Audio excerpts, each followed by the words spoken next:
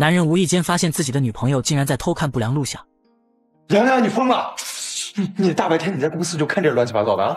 我看这种东西，你是不是瞎？你睁大你的眼给我看看，好好看。谁？卢卡打开电脑后，这才发现视频里的男主角竟然是公司的死对头金城。于是他十分好奇地询问硬盘是哪来的，然而杨洋洋却表示他也不知道。面对视频里如此不堪的画面，卢卡第一时间想到的是把他交给警察，可杨洋洋却认为这么劲爆的内容还是应该先交给老大郭新年过目。同样，郭新年在看完视频后惊讶不已，但同时也特别不解给他们送视频的人到底有什么目的。沉思片刻后，杨洋洋突然想到他们正在和金城打官司，如果把这东西交给警察，那意味着他们的官司也就不用再打了。你说我们去报警，别人会不会以为是我们故意在陷害金城？这种黑锅我们不能背。事情在弄清楚真相之前，别乱来。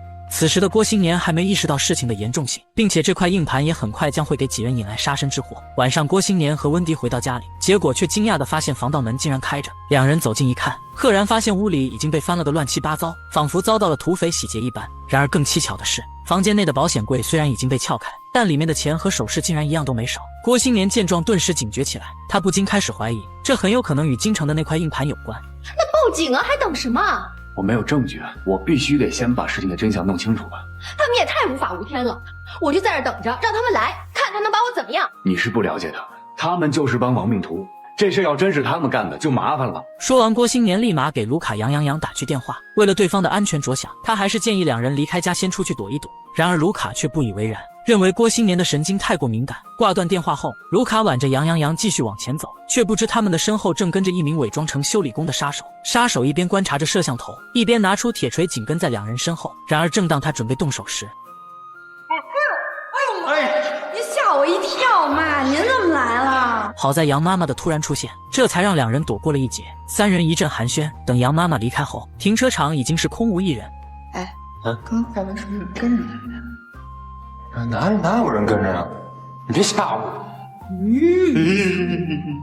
另一边，郭新年深知金城那帮人心狠手辣，于是立刻收拾东西准备搬家。他先是安排温迪去酒店暂住，而自己则匆匆赶回了公司。可当他走进办公室时，却发现里面同样也是一片狼藉，就和家里的场景一样，像是有人进来翻找过什么东西。但好在郭新年在一个隐蔽之处找到了事先藏好的那块硬盘。与此同时，老董找到金城的父亲金振邦，说硬盘已经被女模特交给了郭新年，可他派人去家和魔晶公司搜查，却都没发现。魔晶到底牵着这个事情有多深？下这么大圈套，厉害！魔晶有人找咱们吗？还没有。那为什么呀？不知道。金振邦误以为这一切都是郭新年设的局，目的就是为了逼迫他撤销官司。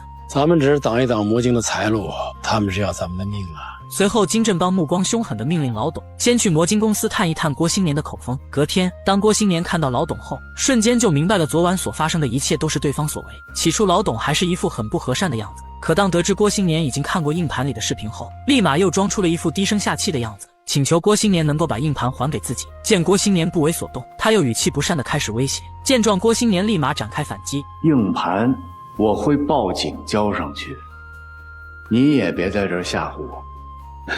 东西是我们的，关键是他现在是一个死生。哦，是吗？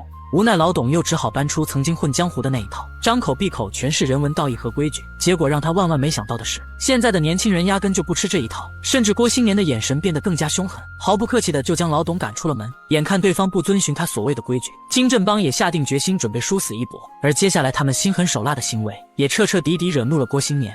如果我不接受任何条件，官司继续打下去，赢的可能有多大？完全没有可能。如果你一定要继续打这个官司，那我建议你们考虑换一个律师团队吧。你要辞职随时走。男人研发出一款语音软件，结果却被人恶意起诉抄袭。现在郭新年想要破局，就只有一种办法，那就是找互联网巨头李奔腾出面。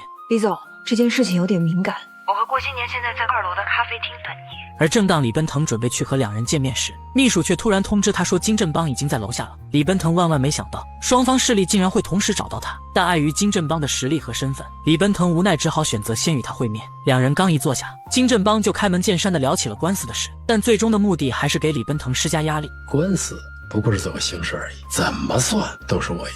金振邦表明了自己的态度，而李奔腾见状则是虚与委蛇一番，随后表面上说是自己要先离开10分钟，但实际却是到楼下紧急会见了郭新年。他先是粗略看了一下内兰准备的证词，接着郑重地告诉郭新年他的处境十分堪忧，因为目前金振邦一直在做游说工作。郭新年听后心中顿时凉了半截，他看着一直在给他泼冷水的李奔腾，郁闷地询问：难道魔晶真的完了吗？不知道，现在有了这个，试试看。随后李奔腾再次去见金振邦，并恳求他高抬贵手放郭新年一条生路，只可惜遭到了金振邦的严词拒绝。无奈李奔腾只好向他晓之以理，直言不讳地表示自己已经看到了内兰的证词，于是劝告他最好不要赶尽杀绝，否则谁都不好收场。郭新年他输得起，您输得起吗？看到金振邦脸色阴沉下来，李奔腾微笑着提出了一个折中方案，那就是让魔晶开始收费，这样一来他们2家公司就可以站在同一个起跑线上公平竞争。金振邦沉思良久后最终答应了这个方案，但前提是郭新年能够签署一份收费的保证书，否则他不会再顾及李奔腾的面子。当然，我送你。为此李奔腾立马派驻律师来到魔晶公司，并且当面宣读了李奔腾给出的调解方案，希望魔晶能够参照运营商的标准进行收费。与此同时，温迪也表示接受这个调解方案，可郭新年却并不认同，因为这已经违背了他创立这款软件的初衷，所以他现在只想知道，如果坚持打官司赢的可能有多大。完全没有可能。此话一出，股东们的态度纷纷转向接受调解。考虑什么？收费吗？还是个树苗叫吃果子吗？把树拔了得了。郭新年勃然大怒，他认为暂时的忍让只会让对手变本加厉，所以他宣布不再接受任何调解，官司继续打到底。说完头也不回的就离开了。很快律师就把这事汇报给了李奔腾，李奔腾听后大吃一惊，因为这毕竟是他好不容易争取得来的。为什么？为此李奔腾愤怒地找到了郭新年，告诉他自己为了调解方案付出了多大努力，甚至不惜在金振邦面前低声下气。你就是一个狗屁不懂、盲目自大的王八蛋。对，王八蛋。郭新年发表了自己对魔晶收费的弊端，可李奔腾却认为现在不应该谈论前途，而是怎么样才能活下来。他劝说郭新年先跟对方达成和解，但郭新年却异常坚决地表示自己不会妥协。李奔腾的口沫飞溅了半天，发现是对牛弹琴后，向来温文尔雅的他忍不住大爆粗口。王八蛋！李奔腾走后，郭新年突然接到了一通神秘电话，而也就是这通电话，竟彻底改变了他接下来的命运。你一天天就光想着买房子，买房子有什么意义吗？不就回来睡个觉吗？有意义吗？有意义！你娶老婆养孩子不花钱啊？男人不惜倾家荡产，也要帮助自己的好兄弟创业。你再让我拿钱，我可没有了。杨洋洋埋怨卢卡只会讲义气，可一向言听计从的卢卡这次却犯了尿，坚信好兄弟这次一定能带自己创业成功。反正我是没钱了，我全都还我妈了。你就认钱！此话一出，杨洋洋瞬间暴怒，毕竟他这么做也是为了这个家。我借你10个胆，你再跟我说一遍，你就认钱！我刚跟你好的时候，你有钱吗？啊，你就是一穷光蛋！你，我是骗我妈说咱俩结婚，我才把这钱拿出来给你搞软件的。我图什么呀我？你明明是官司要输，你还往上冲！卢卡气急败坏后扒拉了一下杨洋洋，而泼辣的杨洋洋在争执的过程中，一不小心失手把卢卡的电脑摔在了地上。你摔谁电脑呢？我摔你电脑呢！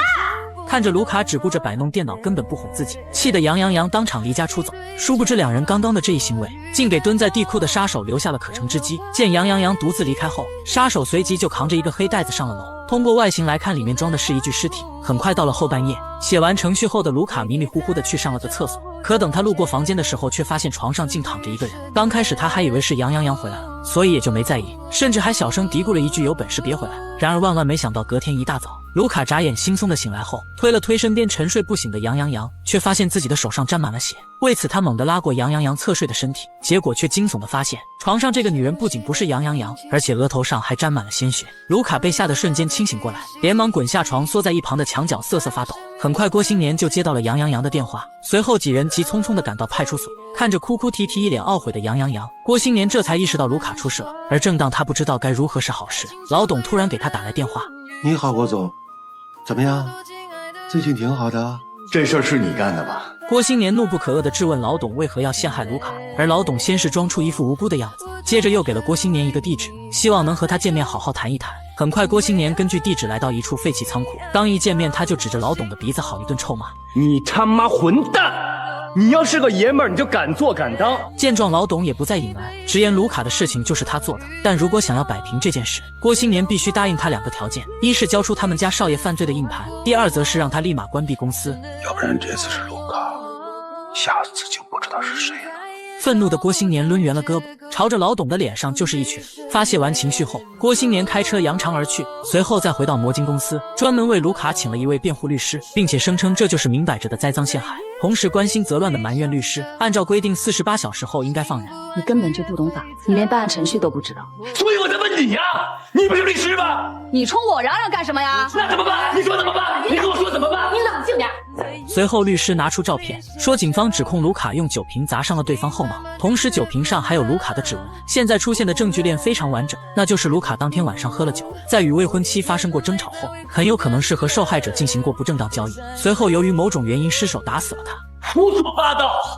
郭新年，郭新年的情绪完全失控，气得律师当场离开。没多久，郭新年冷静下来后，立马走到隔壁的房间安慰杨洋洋，表示对方提高了价码，要求他交出硬盘的同时还要关掉公司。我宁愿失去魔晶，也不会失去我兄弟的。此话一出，杨洋洋的内心既感动又后悔。感动的是郭新年为了兄弟放弃一切，而后悔的则是昨晚他拼命阻拦卢卡借郭新年钱。然而让他们万万没想到的是，这件事情很快又出现了转机。连我也可以不要。是的，郭新年，你这样才是跟我分手。是。这个拜金的女人终于迎来了报应。自从好兄弟被陷害入狱后，郭新年便下定决心卖掉公司。虽然股东们对他的决定十分不满，其中也包括了同为股东的女朋友温迪，但面对脾气火爆的郭新年，他们最终还是没敢出面阻拦。于是乎，三人就聚到了一起。在这期间，几人一直在唉声叹气。毕竟从魔晶创立到现在，除温迪以外，他们都付出了很多，更何况未来的前景不可限量。可如今就这么轻易的把他给卖掉，换作是谁都会有些不甘心。你每天跟他住在一起，你还有没有其他的办法？温迪比谁都不想卖掉魔晶，因为他也占了公司5%的股份。可奈何郭新年已经很久没回家了，所以他也实在是没有办法。就在这时，温迪突然想到了一个人，而这个人就是郭新年一直暗恋的奈兰。郭新年谁的话都不听了，他连官司都不打了。奈兰，只有你才能帮他。奈兰表示他也无计可施，因为他非常了解郭新年，不管外界对他有多大的压力，他都能扛得住。可唯独他身边的人出事了，这是他的死穴，他就是心软，做不到留情不认。而正当温迪还在争取时，却突然被彭总叫到了办公室，并交给了他一份收购意向合同书，内容是他们想要收购魔晶的所有股份。温迪看后当场急眼，认为彭总这是在落井下石，可彭总却反过头来批评温迪。作为魔晶的股东，你当然会有些不甘心。你拿着洛菲斯的公司，还有高额的奖金，你怎么一点都不为公司考虑？你以为公司的钱是大风刮来的吗？温迪在投资公司和魔晶公司两头赚钱，但在面临危机时却拿不出一点意见。为此，彭总特地交给他一项任务，那就是让温迪陪着自己去见郭新年，并尽量劝说他在合同书上签字。温迪一时间陷入了两难，没办法，他也只好和彭总来到魔晶公司。而郭新年在看完意向书后，委婉地表示还要征求其他股东的意见。就在这时，彭总给温迪使了个眼色。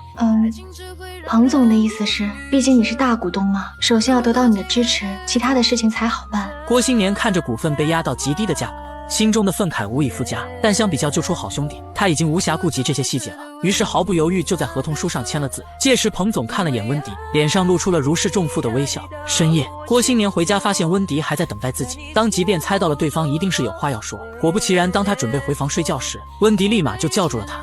我知道你不想听，但是我还是要说。温迪抱怨他不该因为卢卡出事而变得如此消极。什么意思啊？我的意思是，你不能为了你的兄弟情谊放弃我们大家的利益。大家都是谁呀？谁都有资格对他说这句话，可唯独温迪不行，因为他压根就没给公司出过一分力，而且他所拥有的5%股份还是从郭新年手上骗走了。接着他又搬出其他股东做挡箭牌，表示刚刚自己说的也是他们的想法。所以你来跟我说了，所以你觉得你跟他们不一样，所以你觉得你更有资格。郭新年，你能不能好好说话？那我告诉你，你听好了。郭新年明确表态，公司他可以不要，所有的利益也可以不要，但是他必须要救自己的兄弟。你连我也可以不要。是的。郭新年，你把话说清楚。好啊。这些话已经憋在他心里很长时间了。郭新年表示自己真的很想和他好好生活，但努力过后却发现自己真的做不到，因为两人无论是对人还是对事，他们的想法永远不一样。而且你也没有兑现你的承诺，你不仅没有支持我，你还始终站在我的对立面。你说话不能这么不讲道理，你知道我做什么都是为了你好。不争论了。郭新年刚准备离开，温迪突然又将他叫住，随后脸色凝重地质问他是否想要分手。郭新年缓缓转过头，斩钉截铁地回答道：是。自此郭新年也不再保留，坦言自己压根就不喜欢他，同时他也很清楚温迪和自己在一起很大一部分是因为钱。这个房子还有那5%的股份我送给你了，从今以后咱们没关系了。说完，郭新年绝情的转身离开，留下温迪一个人傻愣在原地。而随后他独自来到了公司，看着办公桌上自己和卢卡的合影，郭新年的心里百感交集。他真的会为了兄弟而放弃自己所有的心血吗？答案并不是。那你说我们怎么办？就在这等死了！吵够了没有？烦不烦？能不能消停会儿？老大，他们都吵了2个多小时了，你能不能说句话？这绝对是我见过最豪横的总裁。公司即将面临破产，可他却还在办公室里打游戏，甚至当所有股东都在拼命打官司时，他竟还躺在沙发上呼呼睡大觉。快起来呀，郭新年！今天仲裁庭开庭，你知不知道？我知道。你知道还在这里睡觉，你什么意思啊？郭新年认为即使去了也没意义，因为竞争对手将他的好兄弟陷害入狱，同时提出条件让他必须输掉官司，所以即便是失去公司，他也必须要救出自己的好兄弟。你动点脑子，有一天警察会查出卢卡是无罪的，他放出来的时候，罪也受了，魔晶也没了，他会恨你。郭新年心中一动，但脸色却还有一些犹豫。而内兰看到他的思想开始动摇，于是立马蹲下身来继续劝说：如果你真的屈服，不止卢卡会恨你，我也会恨你。郭新年闻言转过头，看着那蓝真诚的大眼睛，心中瞬间又燃起了新的希望之光。而在另一边的庭审现场，运营商大放厥词的指控魔晶公司创立免费的语音软件属于侵占国有资产。见状，魔晶的辩护律师立马展开反击，双方各执其词，唇枪舌战。而正当两人争执不下时，郭新年突然推门而入，随后意气风发地辩驳了运营商的指控毫无根据。郭新年凭借犀利的辩词，很快就将对方逼得哑口无言。而第一阶段的庭审结束后，郭新年略带歉意地告诉杨洋洋：不好意思，我恐怕要食言了。卢卡得救，魔晶唯一的药。是。杨洋洋表示理解，两人都以为这次的官司胜算很大，殊不知事情并没有他们想象的那么简单。很快，第2次的庭审开始，双方在法庭上2次交锋。可谁料，就当两方进入到白热化阶段时，魔晶的股东们突然收到一条突发短信，原来就在刚刚，魔晶的服务器突然断网。与此同时，3大运营商也接到了信息，但他们的嘴角却泛起了心照不宣的冷笑，因为这一切都是他们故意安排的。这服务器要是全都停了，咱们得损失多少用户量啊？一夜之间回到解放前呀，这还得了？而得到消息后的郭新年紧急赶到公司，高迪正暴跳如雷的抱怨，运营商在没有任何通知的情况下突然暂停服务器。按照合同，他们有权利投诉，毕竟服务器每停半小时，他们都随时有可能损失几百万的用户。然而好巧不巧的是，就在40分钟前，有人已经给前台打过电话，并且含糊不清地通知过他们要进行服务器检修。这就是无耻的偷袭！那还起诉我们干什么呀？咔嚓一拉闸，用户全跑了，打官司还有什么用啊？对啊。这时温迪认为打官司已经毫无意义了，现在唯一的办法就是与对方和解。如果郭新年同意的话，他愿意让投资公司出面做调解工作。没办法，郭新年也只好妥协。很快，温迪就把这事汇报给了彭总，而彭总得知后又找到奈兰，告诉他过几天公司会组织一个酒会，准备把仲裁委员会的人一起请过来，并且看看能不能从中和解。最后委托奈兰立马将这事转达给郭新年。另一边，魔晶的2位股东吵翻了天，高迪主张聘请律师状告运营商，可徐佳莹却极力反驳，认为他的行为太过天真。那你说我们怎么办？就在这等死了！吵够了没有？烦不烦？能不能消停会儿？老大，他们都吵了2个多小时，你能不能说句话？郭新年不但没有出面，反而一言不发地回到了办公室。就在这时，内兰也刚好赶到，结果走近一看，却吃惊地发现郭新年竟然黑进了运营商的后台，这简直就是赤裸裸的犯罪行为。你能不能不要这么幼稚啊？你别管了，纳兰。只许州官放火，不许百姓点灯啊！我看这服务器要真有问题，我脑袋拧下来。见状，纳兰立马拔掉电源，接着从包里拿出酒会的邀请函，并且嘱咐郭新年一定要到场，因为这将会是他最后的机会。很快到了酒会这天，一同来参加的还有金家父子，而接下来酒会上发生的意外，再次让郭新年躲过了一劫。怎么了？不认识了？没有，就是有点晃眼，太美了。然而万万没想到，内兰接下来的一番话，竟直接让郭新年的脸色变得凝重起来。郭新年实在是想不明白，奈兰为什么要把他的竞争对手邀请过来。我告诉你啊，今天这个局，某种程度上是为了你，为了魔晶，你今天态度好一点。哼，奈兰害怕郭新年会在活动上大打出手，而他担心的事情也很快就要发生了。刚开始，郭新年先是会见了大佬李奔腾，希望他能够通过关系，多在仲裁委员会上帮自己说说好话。这帮人也是各怀鬼胎，在我能力范围内的我会帮你，其他人不好说。李奔腾只好安慰郭新年自求多福，最好是能够说服审判长那国正。然而好巧不巧的是，那国正刚好就是内兰的亲生父亲，所以内兰觉得官司的事情也许会出现转机。你这么严肃干什么呀？笑一下，要像胜利者一样。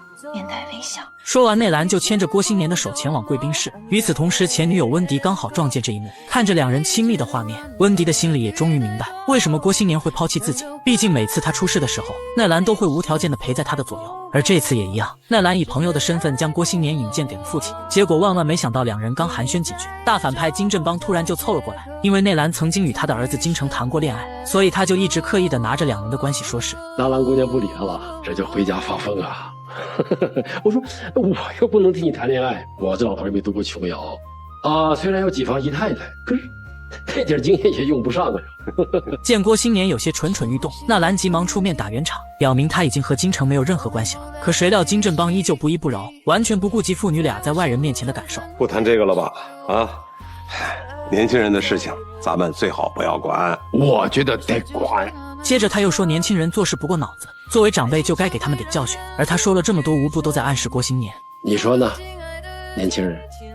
见状，郭新年也毫不客气地回怼道：我很好奇，现在已经不是旧社会了，您怎么就能娶几房姨太太呢？没人管啊！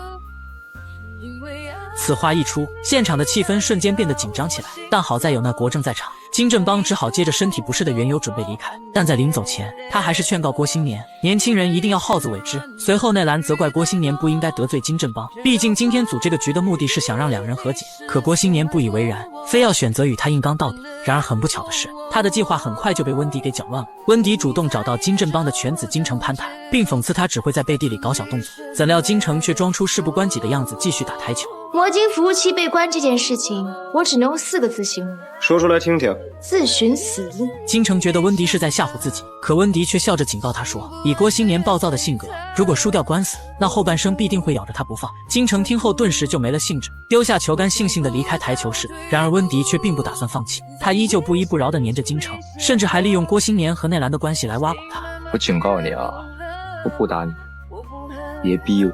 与此同时，那国政也看出了郭新年和内兰的关系不一般，于是便询问起了对方的基本情况。而郭新年也没有保留，表示自己有存款没房子，虽然名下还有一台车，但因为公司的问题，近期想把它给卖了。而正当郭新年将话题转移到官司时，门口却突然传来了温迪的尖叫声。我就让你见识见识，来亲一个！放开！想干嘛？干嘛？想干嘛？骂谁呢？骂他呢？骂干嘛？想打？你干嘛？干什么？我告诉你，干你表上都是婊子，知道吗？婊子，婊子！想干嘛？干嘛？想干嘛？骂谁呢？骂他呢？前女友被人羞辱，总裁得知后替他霸气出头。虽然郭新年被人强行拉出了会场，但这个人渣富二代的报应很快就要来了。见好闺蜜被人欺负，奈兰气愤地走上前，怒斥金城不要脸。而原本天不怕地不怕的金城，却唯独拿内兰没有一点办法。紧接着，内兰转头开始安慰失魂落魄的温迪，随后又把他带到了休息室，劝他有什么委屈尽情发泄出来。所以说是我贱啊。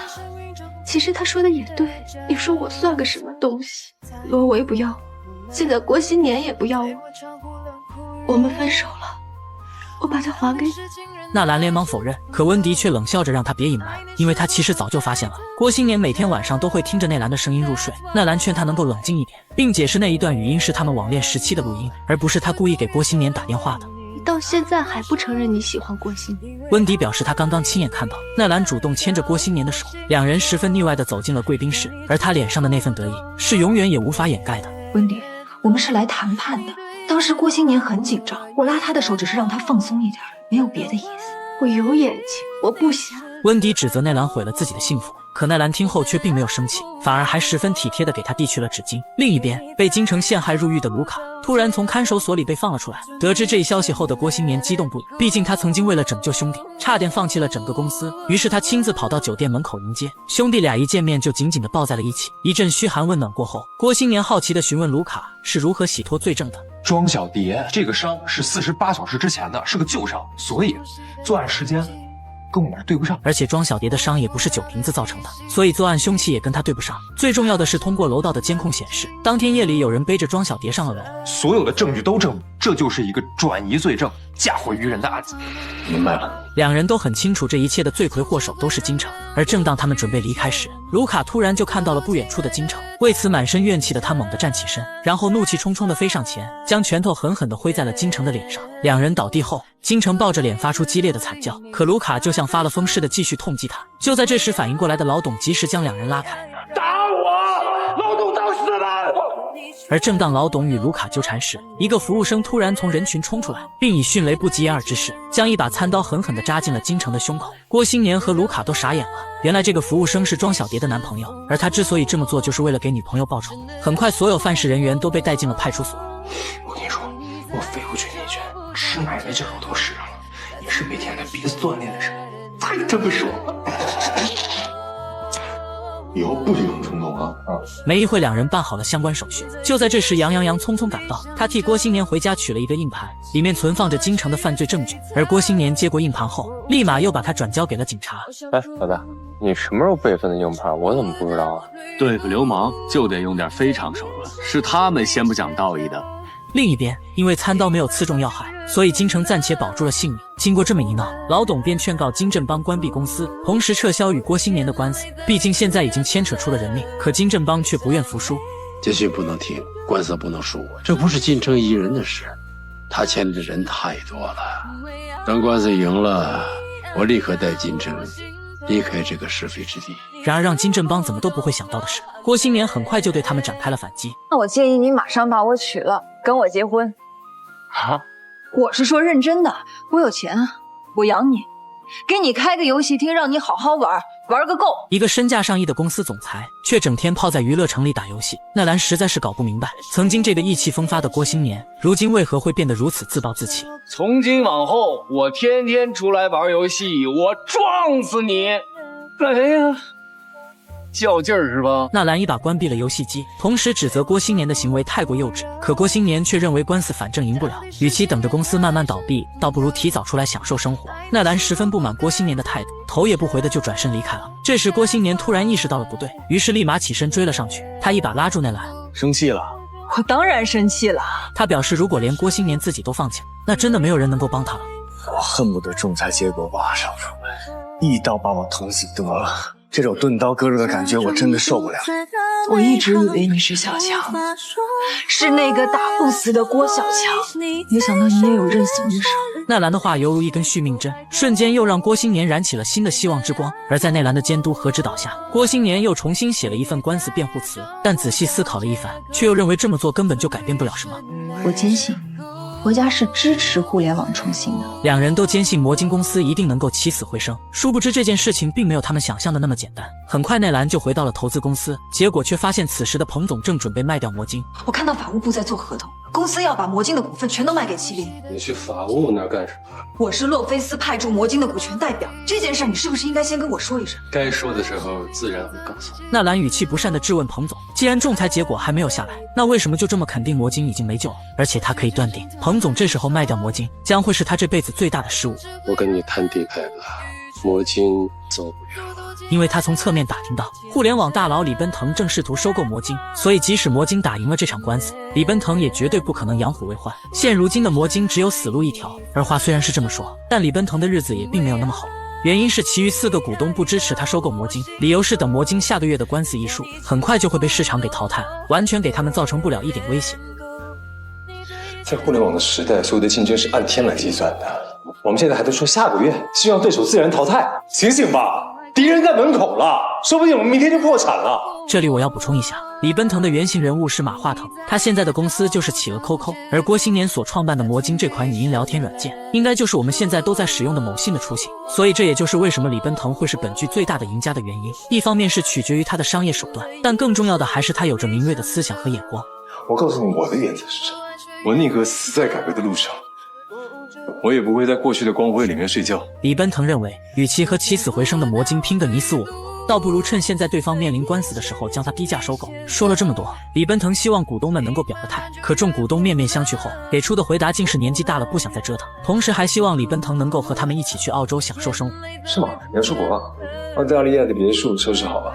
收拾好了，我跟一菲是邻居，那个游艇啊、车什么，我们都一起团购的。接着这几人又建议李奔腾换一辆车。说完，众股东找借口纷纷离开了办公室。李奔腾对几人的态度十分不满，而正当他还在思考如何处理魔晶时，一个天才软件师突然就出现在了他的视野中。总裁上了2个小时的厕所，可临走时却发现门居然被人给锁了。门我锁上了，要不然我怕你永远也不会给我机会把话说完。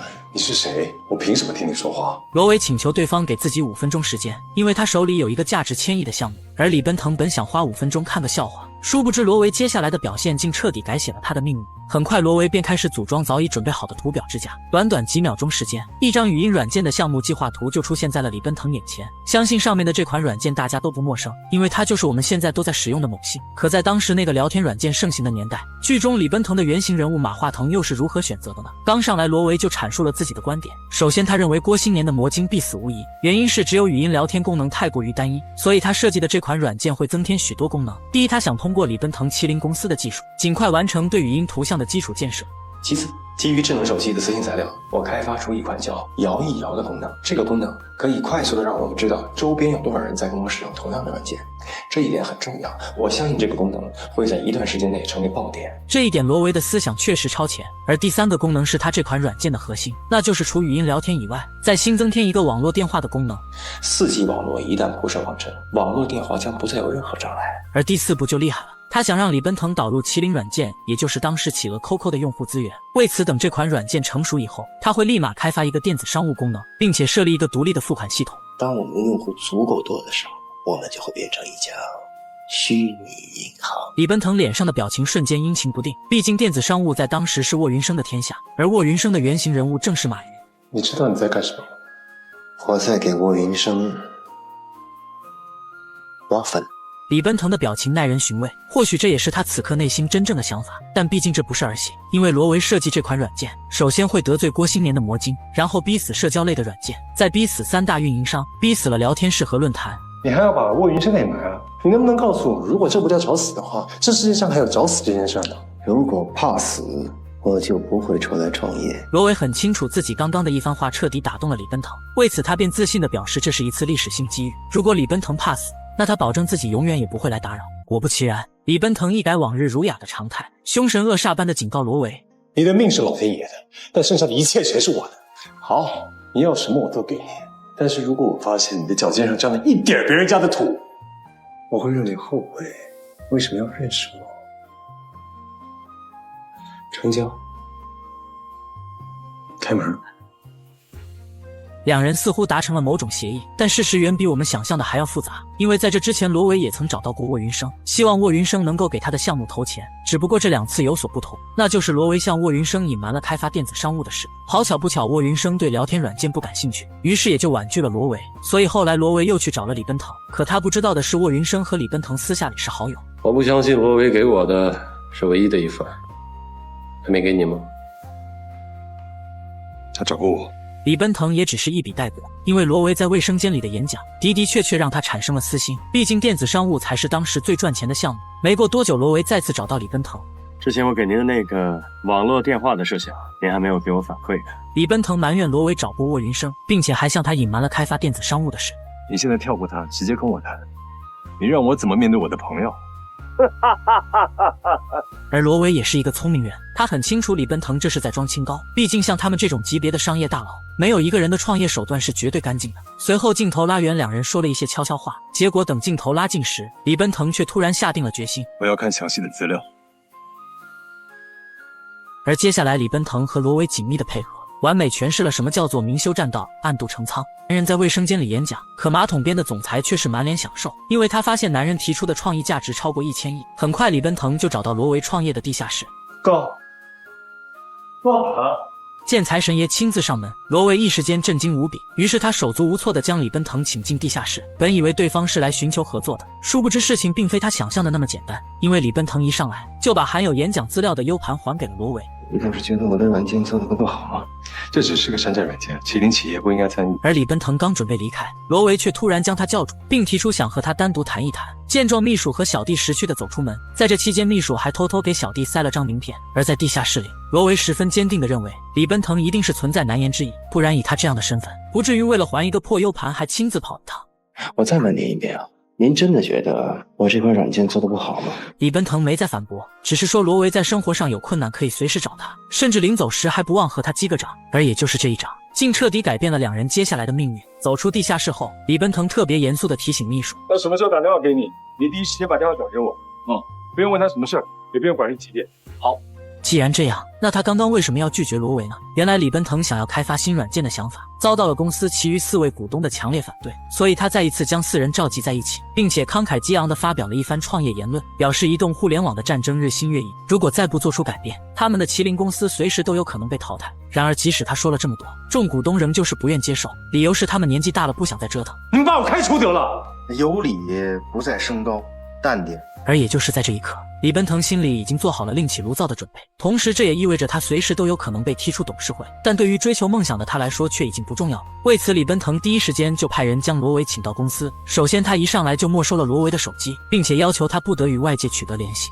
你现在唯一要做的就是把那天在洗手间给我看的软件开发计划给执行出来。同时还给他在乡下秘密准备了一套大别墅，命令他在15天之内完成软件的基础框架。可罗维却认为半个月的时间根本就不够，因为他把软件做出来，再给李奔腾交由董事会审批也至少需要1个月。我刚刚有说到董事会吗？这时罗维突然反应过来，原来李奔腾的难言之隐是没有得到董事会的支持。那你就是在玩火。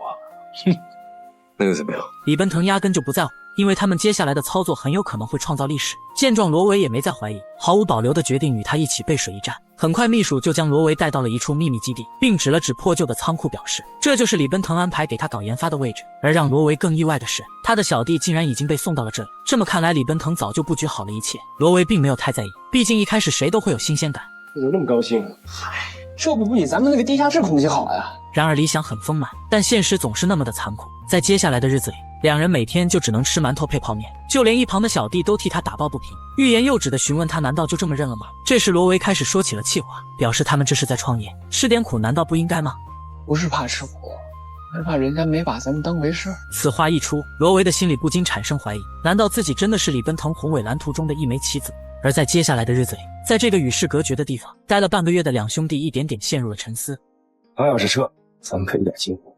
而正当这对难兄难弟迷茫之时，一束亮光突然就出现在了他们眼前。李奔腾趁着夜深人静秘密约见了罗维，接着开门见山的让他为这款软件取一个名字，那就叫腾讯吧。通过李奔腾刚刚的表现，说明他已经彻底接纳了罗维。于是他又急迫地让罗维组一个班子，让他找一批实力强劲的软件工程师，他可以支付工程师高额工资以及超乎他们想象的研发费用，但前提条件是必须签保密协议，统一管理，不得与外界联系。罗维能够理解李奔腾的做法，就是有一点他特别好奇，那就是李奔腾真的愿意冒着破产的风险与他这个无名小卒背水一战吗？他叫腾讯，他能灭世苍生。现在我跟你要做的是一统天下。而也就是在这一刻，两人命运的齿轮开始转动。为啥干了？那就别干了，都别干了，都怪我行吗？滚，都滚！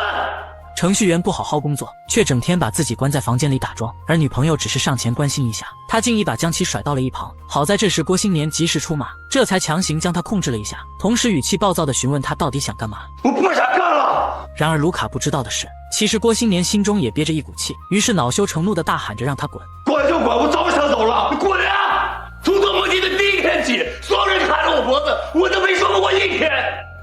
你不想干了，我告诉你，我他妈也不想干了。此话一出，卢卡更加委屈了，但他却极力克制着自己的情绪，抱怨自己被竞争对手陷害入狱，不明白受了这么多罪到底是为了什么。而且眼看着公司即将被人搞垮，可他们却连个还手的机会都没有。眼看卢卡的情绪愈发激动，杨连忙上前打起了圆场，随后准备强行将卢卡带离此地。郭新年，我告诉你，等我练好了，我打死这帮王八蛋！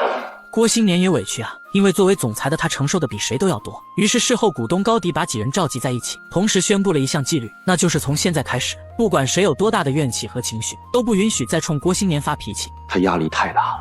这时徐家营还要补充一条，那就是不管官司是否能够打赢，他们也必须要坦然面对，因为竞争对手金振邦远比他们想象的还要可怕。而正当卢卡还在满嘴吐槽时，金振邦专门约见了郭新年，为此管家还特意到门口迎接，并主动伸出了手想要握手，可郭新年却视而不见，径直走过。见面后，金振邦直接指明了郭新年的处境很糟糕，因为他正面临着3大运营商的联名起诉。仲裁的结果不是还没出来吗？小子，你很清楚你输了。就在这时，金振邦话锋一转，认为他们没必要当敌人，甚至还可能存在合作的空间。我的团队给魔镜雇了一个职，在这个基础上，我要放大10倍。所以他决定用这个价格收购魔晶。说完，随手就将一项合同书甩给了郭新年。这时郭新年就纳闷了，明明是他把魔晶逼进了死胡同，可现在为何还要花高价收购呢？而金振邦表面上说是不想再斗了，但实际是因为在这场商战的背后，他不慎牵扯到了一条人命，所以为了保命，想要与郭新年求和。我就算要卖，也不会卖给你这种人。没办法，金振邦只好用梁山招安的故事来劝说。总结一句，就是郭新年这只小蚂蚁是永远也斗不过他这头大象的。为此，他希望郭新年有什么条件尽管提出来，却不料郭新年猛地坐起身，咄咄逼人地追问他卢卡被陷害的事情该怎么算。我会给他足够的赔偿。到底是谁干的？见金振邦沉默不语，郭新年便当即承诺，只要他说出来，自己就马上签合同。而金振邦似乎早已料到郭新年会发难，于是故意绕开话题，试图掩盖真相。郭新年见状不屑地笑了。首先，他非常感谢金振邦能给魔晶这么高的估值，但是我还没有想好，我要不要和一个罪犯合作。说完丢下合同书扬长而去，随后回到魔晶公司，见卢卡仍旧是一副无精打采的样子，于是就向他描述了自己刚刚经历的事，说金振邦给他开出了一个天大的价格。你卖他呀你！然后我又给他开了一个更高的价格，把他吓死了。你黑人家多少钱？我让他把害你的人交出来。卢卡听后瞬间沉默了，这一刻的他感到既后悔又愧疚。后悔的是他不应该对着郭新年发牢骚，而愧疚则是因为郭新年宁愿放弃整个公司，也要帮助他洗清冤屈。自此，卢卡终于燃起了新的希望之光。隔天，魔晶公司参与第2次官司大战，结果出乎所有人意料的是，郭新年接下来的表现直接一战封神。对银行不满，我们可以找银监会投诉；对券商不满，我们可以找证监会投诉。但是请问，对你们不满，我们该找谁投诉？投诉电话是多少？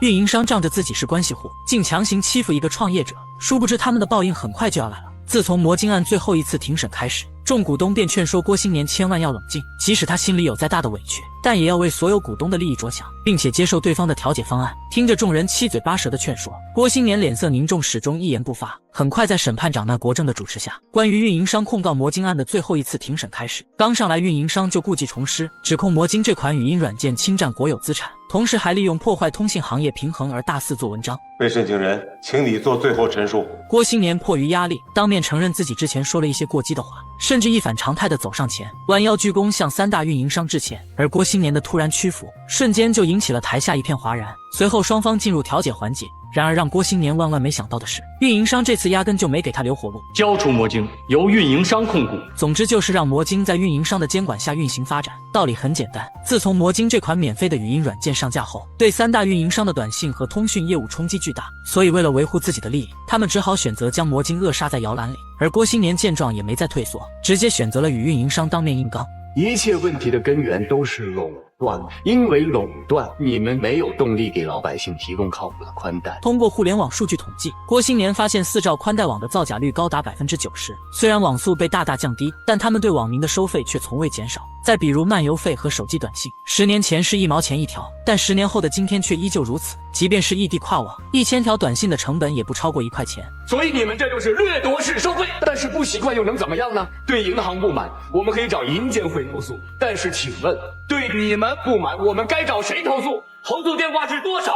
运营商被怼得哑口无言，因为郭新年亲手摘掉了他们的遮羞布。如果说我是因为损失了500多万用户而愤怒的话，拿通讯安全来威胁我、打击我，让我感到更悲哀。而运营商被揭了短后，恼羞成怒地反问他是否接受调解。这时郭新年毫不客气地回敬道，他宁愿亲手摧毁魔晶，也不愿把他交到一个强盗的手里。见郭新年的言论愈发危险，那国正只好提前结束仲裁，并表示仲裁结果将会在15日之后宣布。而庭审刚结束，那国正就将郭新年邀请至家中吃饭。按理说，在仲裁结果下来之前，我们见面不合适，都应该避嫌。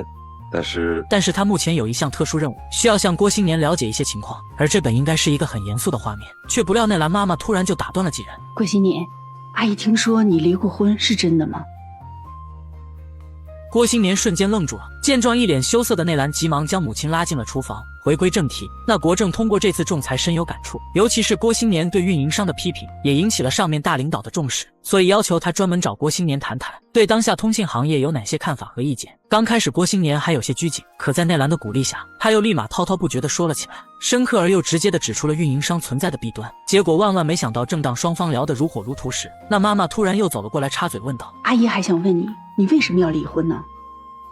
我们俩之间，妈，是你前妻提出来的，还是你提出来的？妈，作为自己未来的女婿，二老有些八卦也实属正常。没多久，两人吃完饭后，纳兰将郭新年送出门。半路上，他好奇地问起郭新年是如何扛起这么大压力的。因为你啊。纳兰听后面容羞涩，但冷静下来后又严肃地让郭新年答应他，无论仲裁结果如何，都不要悄悄溜走。如果你真的想去流浪，你告诉我，我陪你。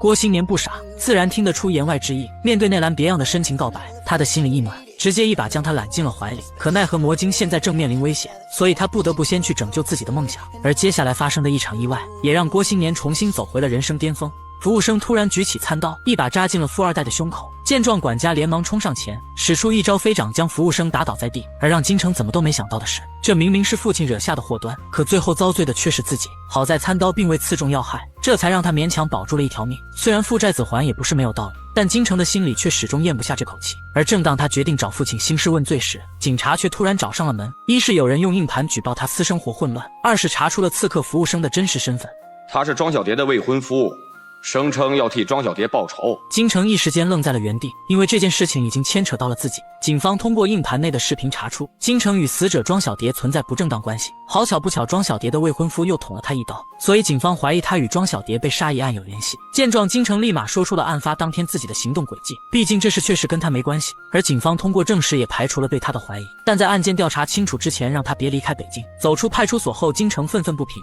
因为他很清楚这一切都是父亲的手笔。于是这天他满身怨气找到父亲金振邦，甚至喝了点酒后直接选择了与他摊牌。我6岁就见过你杀人了。京城说他亲眼看见父亲把人勒死，可金振邦却解释那人对他们全家有威胁，于是反问京城他这么做难道有错吗？京城不以为然，直接起身将这些年积压的怨气全都爆发了出来。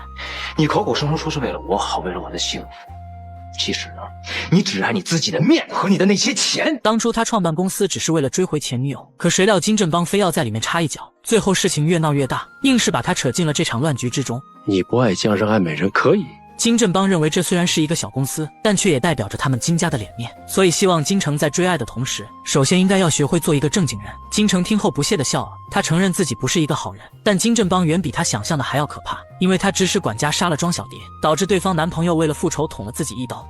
干得漂亮，什么仁义道德呀，都是你嘴上说说骗弱者的。虽然金城平日里喜欢喝酒泡妞，但却也没做过什么伤天害理之事。你来这儿你干了什么？你到了这儿你就该杀人。金城越说越激动，气得金振邦反手就是一巴掌，随后头也不回的就转身离开。本以为这场风波到此结束了，殊不知父子俩的噩梦才刚刚开始。隔天，金振邦将金城叫至身边，承认自己确实给他惹出了很多麻烦，所以为了他的安全考虑，金振邦专门给他买了一张飞往香港的机票。金城看后有些不解，毕竟警察不允许他离开北京。我在香港给你开了份材料，证明你身体欠佳，只能回香港治疗。你到了香港，有人接你，不要回家，直接住到医院。直到这边的事情结束后，他才可以解除人身自由。金城听后十分不满，因为从小就潇洒惯的他，根本就不喜欢被人束缚。你可以问为什么？为什么？为什么？为什么呀？理由是警方随时都可能调查自己，所以希望金城能够帮他保住家业。理由够吗？无够。金振邦拿金城没有一点办法，而他自己的报应也很快就要来了。你真有眼光，要是你还和我在一起，遇到这样的麻烦，我没有这样的家庭，没有这样的背景，也没有这样的社会关系，肯定办不成这样的大事。我要是你，也会选他。干得漂亮。俗话说，一个成功的男人背后往往会站着2个优秀的女人。就在前一天晚上，纳兰带着自己的审判长父亲来到魔晶公司，结果一进门就听见郭新年响亮的打呼声。见状，纳兰连忙将他叫醒。郭新年一脸懵逼，于是睡眼朦胧地询问他，大半夜的跑来公司做什么？我爸来了，他要跟你开个紧急会议。此话一出，郭新年整个人瞬间清醒过来，毕竟那国政现在是他唯一的救星。你干嘛？你干嘛？我刚睡着。看到那国正，卢卡也被吓得一个机灵站了起来。随后几人来到会议室，可那国正接下来的做法却让人有些摸不着头脑。首先，他让郭新年通知所有员工，明天早上5点准时到公司集合，不仅要穿上正装，而且还必须带上身份证。接着他又说自己草拟了一个汇报提纲，让郭新年务必在天亮之前背书，同时他还会和内兰留下来，抓紧把公司的卫生搞一搞。郭新年和卢卡听后面面相觑，好奇地询问起那国正究竟出了什么事。那国正犹豫了，虽然这涉及到组织纪律，但他还是和郭新年透露了一点。今天下午苗部长把我找了去，我们讨论了科技创新。部长指示，明天中央首长就这个问题要进行专门的调研，第一站就是来魔晶公司。郭新年精神一振，难以置信地和卢卡对视了一眼。而随后当那国正去楼下检查安保问题时，卢卡更是激动地表示魔晶终于有救了，同时还打趣地调侃郭新年：你这准岳父太会办事了，你赶紧嫁给他了，以后我跟洋洋4命8的。卢卡，你说什么呢？要不说还是郭新年命好，每次公司快要倒闭的时候，奈兰都会突然间站出来。而经过大领导调研过后，3大运营商很快就撤销了对魔晶公司的控诉，而郭新年更是被评上了全国科技创新的楷模。一时间，媒体记者蜂拥而至，将整个魔晶公司围了个水泄不通，无不都在争先恐后的采访郭新年。可对于郭新年来说，他又哪里经历过这场面？请问郭总，运营商撤诉是因为首长视察的结果吗？是因为我们之间，我们之间达成了谅解。对，谅解。另一边，老董走进书房，发现金振邦手里拿着那张刊登着郭新年照片的报纸。本来还以为他是看报纸太累睡着了，结果万万没想到，当他凑近一看，竟发现他的这个老爷已经没有了呼吸。老爷！一时间，老董手足无措，又是掐人中，又是为速效救心丸。好在忙活了大半天，终于把他从鬼门关给救了回来。看着郭新年如日中天的样子，金振邦只好无奈叹息，人事已尽，天命难违。老董迟疑了一下，声称3大运营商现在想要来见他。金振邦悠悠地叹了一口气，脸色出奇的平静，仿佛一切都在预料之中。毕竟沉浮商场这么多年，他早就把一切都看透了。回到魔晶公司，郭新年摆脱记者来到一旁透口气。这时内兰专程跑过来恭喜他，两人就魔晶的起死回生交流得很愉快。而正当他们还沉浸在喜悦中时，前女友温迪突然凑了过来，不仅扫了他们的兴，同时还讽刺郭新年有眼光，含沙射影地说他抛弃自己而选中内兰，完全是因为内兰有着深厚的家庭背景。郭新年听后闷闷不乐，接着留下一句话太多后当即离开。纳兰见状并没有太在意，因为温迪已经不止一次这样了。于是晚上回到家里，纳兰一反常态地找到父亲聊天。郭新年特地让我转告你，他很感谢你，有机会想请你吃个饭。那国正表示他这么做不是因为郭新年，而是出于正义和维护科技创新，同时还让内兰转告郭新年，只要他坚持正确的方向，领导们是一定会支持他的。其实我也想感谢你。你感谢我什么？以前没发现您是个正直的好干部。那国正鼻子一酸，毕竟那兰长这么大还是头一回这么说。此时所有人都认为斗倒一个金振邦，郭新年就已经是万事太平了，殊不知接下来迎接他的将会是更大的挑战。老头只是看了眼报纸，竟被气得当场没有了呼吸。好在这时管家连忙救治，这才让他捡回了一条小命。而报纸上究竟写了什么，才会让这个沉浮商战多年的老狐狸差点因此丢掉了性命？原来竞争对手郭新年得到神秘力量支持，不费吹灰之力就赢下了双方长达半年的官司。一时间媒体记者蜂拥而至，此时的郭新年如日中天，暗自窃喜。而正当他还沉浸在这份喜悦中时，女神奈兰突然又给他泼了盆冷水。你现在只不过是斗倒了一个金振邦，接下来你可能要面对的是一群了。什么意思啊？原因是魔晶这款软件的胜利已经威胁到了互联网大佬李奔腾的地位，所以他绝对是不会坐视不管的。你的意思是，李奔腾会是我下一个敌人？我不确定，但很可能是。可郭新年却不以为然，甚至还希望暴风雨来得更猛烈一些。殊不知他很快就要后悔了。这天郭新年像往常一样应付媒体采访，就在这时李奔腾突然出现。虽然两人曾经一直是很要好的盟友，但奈兰的话却也时刻提醒着郭新年。为此他一上来就开始拍马屁，感谢李奔腾在他最危难的时候出手相助，这让他实在是不知道该如何报答。我现在就给你报答我的机会，跟我合作吧。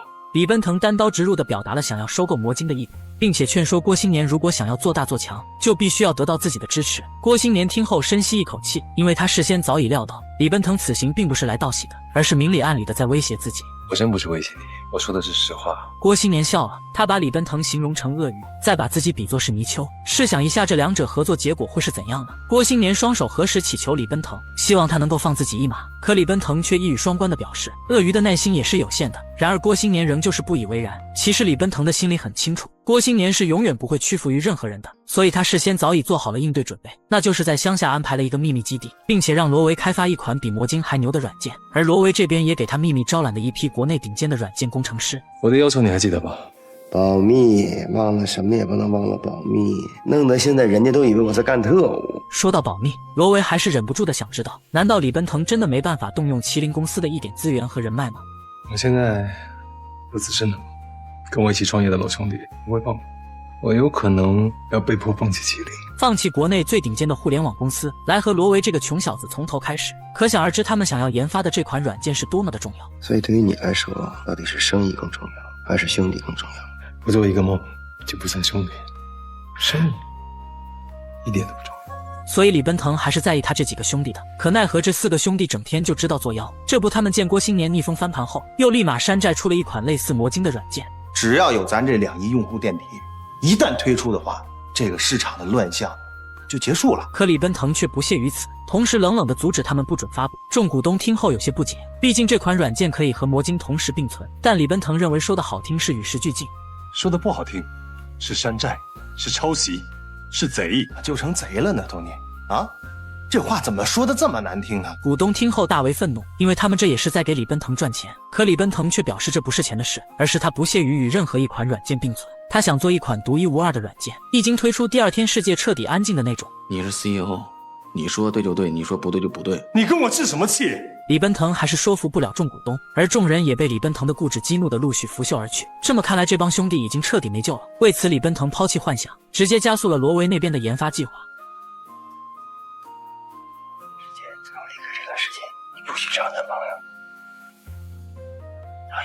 穷小伙来找前女友复合，可前女友却压根不想搭理他。罗维向温迪承诺，3个月内一定发大财，因为此时的他正在秘密研发一款世界级软件。温迪听后不以为然，毕竟罗维要是有这本事，当初自己也不会选择与他分手。而此时的温迪本想花3个月时间看个笑话，殊不知罗维接下来的操作竟彻底闪瞎了他的眼。离开温迪家后，罗维秘密招揽了一批全国最顶尖的软件工程师，并且将他们带到了一个极其偏僻的秘密基地。可对于这些优秀的社会精英来说，在如此恶劣的环境下办公，无异于是对他们最大的侮辱。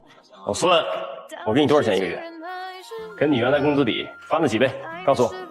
罗维承认环境是差了点，但他给出的工资却翻了好几倍，何况也就3个月时间。众人见状也就没再多说什么。结果万万没想到的是，罗维转头又要没收所有人的手机。哎，凭什么收手机啊？我们还有打电话呢，这是监狱，凭什么收手机啊？这条离谱的规定彻底触碰到了他们的底线，工程师们七嘴八舌的抱怨，眼看场面即将失控，忍无可忍的罗维当场就怒了：“都他妈给我闭嘴！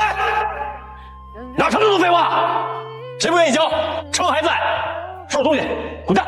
罗维认为都是干这一行的，想必大家心里都清楚，封闭式工作是为了让软件在上市之前能够不被人抄袭和山寨。如果谁觉得适应不了，可以坐上大巴车立马就走。而对于留下来的人，他会给予相应的技术股份，等这款软件一经问世，他保证各位就可以直接养老了。此话一出，众人顿时就没了之前嚣张的气焰，毕竟罗维给的实在是太多了，换作是谁都不会跟钱过不去。而当所有人都上交完手机后，罗维突然就打开一张示意图，上面是显示他之前向托尼玛介绍的软件。如果腾讯这款软件一旦研发成功，必定会改变移动互联网的历史，而在这背后操控的大佬正是托尼玛。这天，罗维和团队的人正在吃饭，托尼玛突然过来视察，众人见到这样的大人物都非常激动。然而就在这时，一位姓王的工程师突然提出抗议，表示在这里工作毫无自由可言。你这一天到晚跟防贼似的这么防着，有意思？可这我还防不住呢。小王，说说，赵工和李工私自发邮件，王工，你把咱们的计划全拍下来发网上了。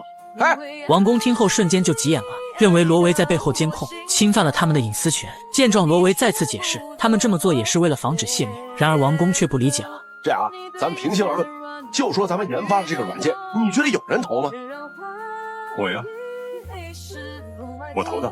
此话一出，众工程师愕然。而在托尼玛的插科打诨之下，大家这才解除了对罗维的误会。随后几人来到郊外散步，托尼玛让大家对这款软件各抒己见。这时王工率先发言，他认为腾讯的功能复杂，不仅有聊天功能，同时还存在朋友圈买票转账等等一系列功能，这就相当于一个大杂烩，是永远也不可能成功的。然而托尼玛却表示，能否成功应该交由市场判定，在做出来之前谁也不知道答案。但是我有什么？我有信心，我充满热情，我愿意接受这个挑战，因为我相信综合性服务软件的时代就要来临了。如果我们今天不做，我们永远不知道自己会不会有成功的机会。好。托尼玛的演讲得到了所有人的认可，而在临走之前，他又给罗维拿了50万现金，因为他觉得这里不仅缺人，而且还缺高手，同时还让罗维认准目标，勇往直行。出了什么事有他在后面兜着。哎，何小王真的用黑客软件监视所有人，给他加公司。所以这就是李奔腾和罗维的办事风格。而正当腾讯的研发进行到如火如荼时，另一边如日中天的郭新年却遇到了大麻烦。电视上卖假烟的也这么说，烟叶是我种的，烟是我卷的，我就是使用了商标而已。密聊没有使用魔晶的商标，但他们使用了魔晶的核心概念，比使用商标还可耻。郭新年的脑袋又要炸开了。原本公司的估值涨到2亿美金，按理来说这应该是一件好事。然而郭新年却怎么也高兴不起来，因为他发现在手机软件的商城里，有一款叫密聊的软件横空出世，甚至还超越魔晶，霸占了排行榜第1。郭新年始终没想明白，于是隔天他来到投资公司，结果无意间撞见了密聊的创始人龙少雄。密聊的核心功能是抄袭魔晶的，做贼都做得这么理直气壮，千古奇观呐！可龙少雄却不以为耻，甚至连彭总都站在一旁帮腔。郭新年总算是看明白了，原来密聊这款山寨软件之所以能成功，背后一定离不开彭总的大力投资。但话又说回来，魔晶也是彭总投资的，可他又为何要多此一举呢？山寨就是求快求效率，那魔晶怎么办？你喜欢山寨，你觉得它又快又赚钱，但是你这么做会毁了这个行业的。见状，彭总也不再保留，坦言郭新年注重的是创意，而他目前做的是生意。道理很简单，魔晶现在的市值涨到2亿美金，就好比猪养肥了，免不了被屠宰的下场。与此同时，彭总还提醒郭新年，趁着利好赶紧把魔晶的股份卖掉。这是个千载难逢的机会，洛菲斯已经打算出售魔晶的股份了。郭新年不明白他为何会如此绝情，直到临走时内兰给出了解释。如果他现在不投那些山寨软件，他就只能做的魔晶被山寨软件包围，然后贬值，甚至被淹没。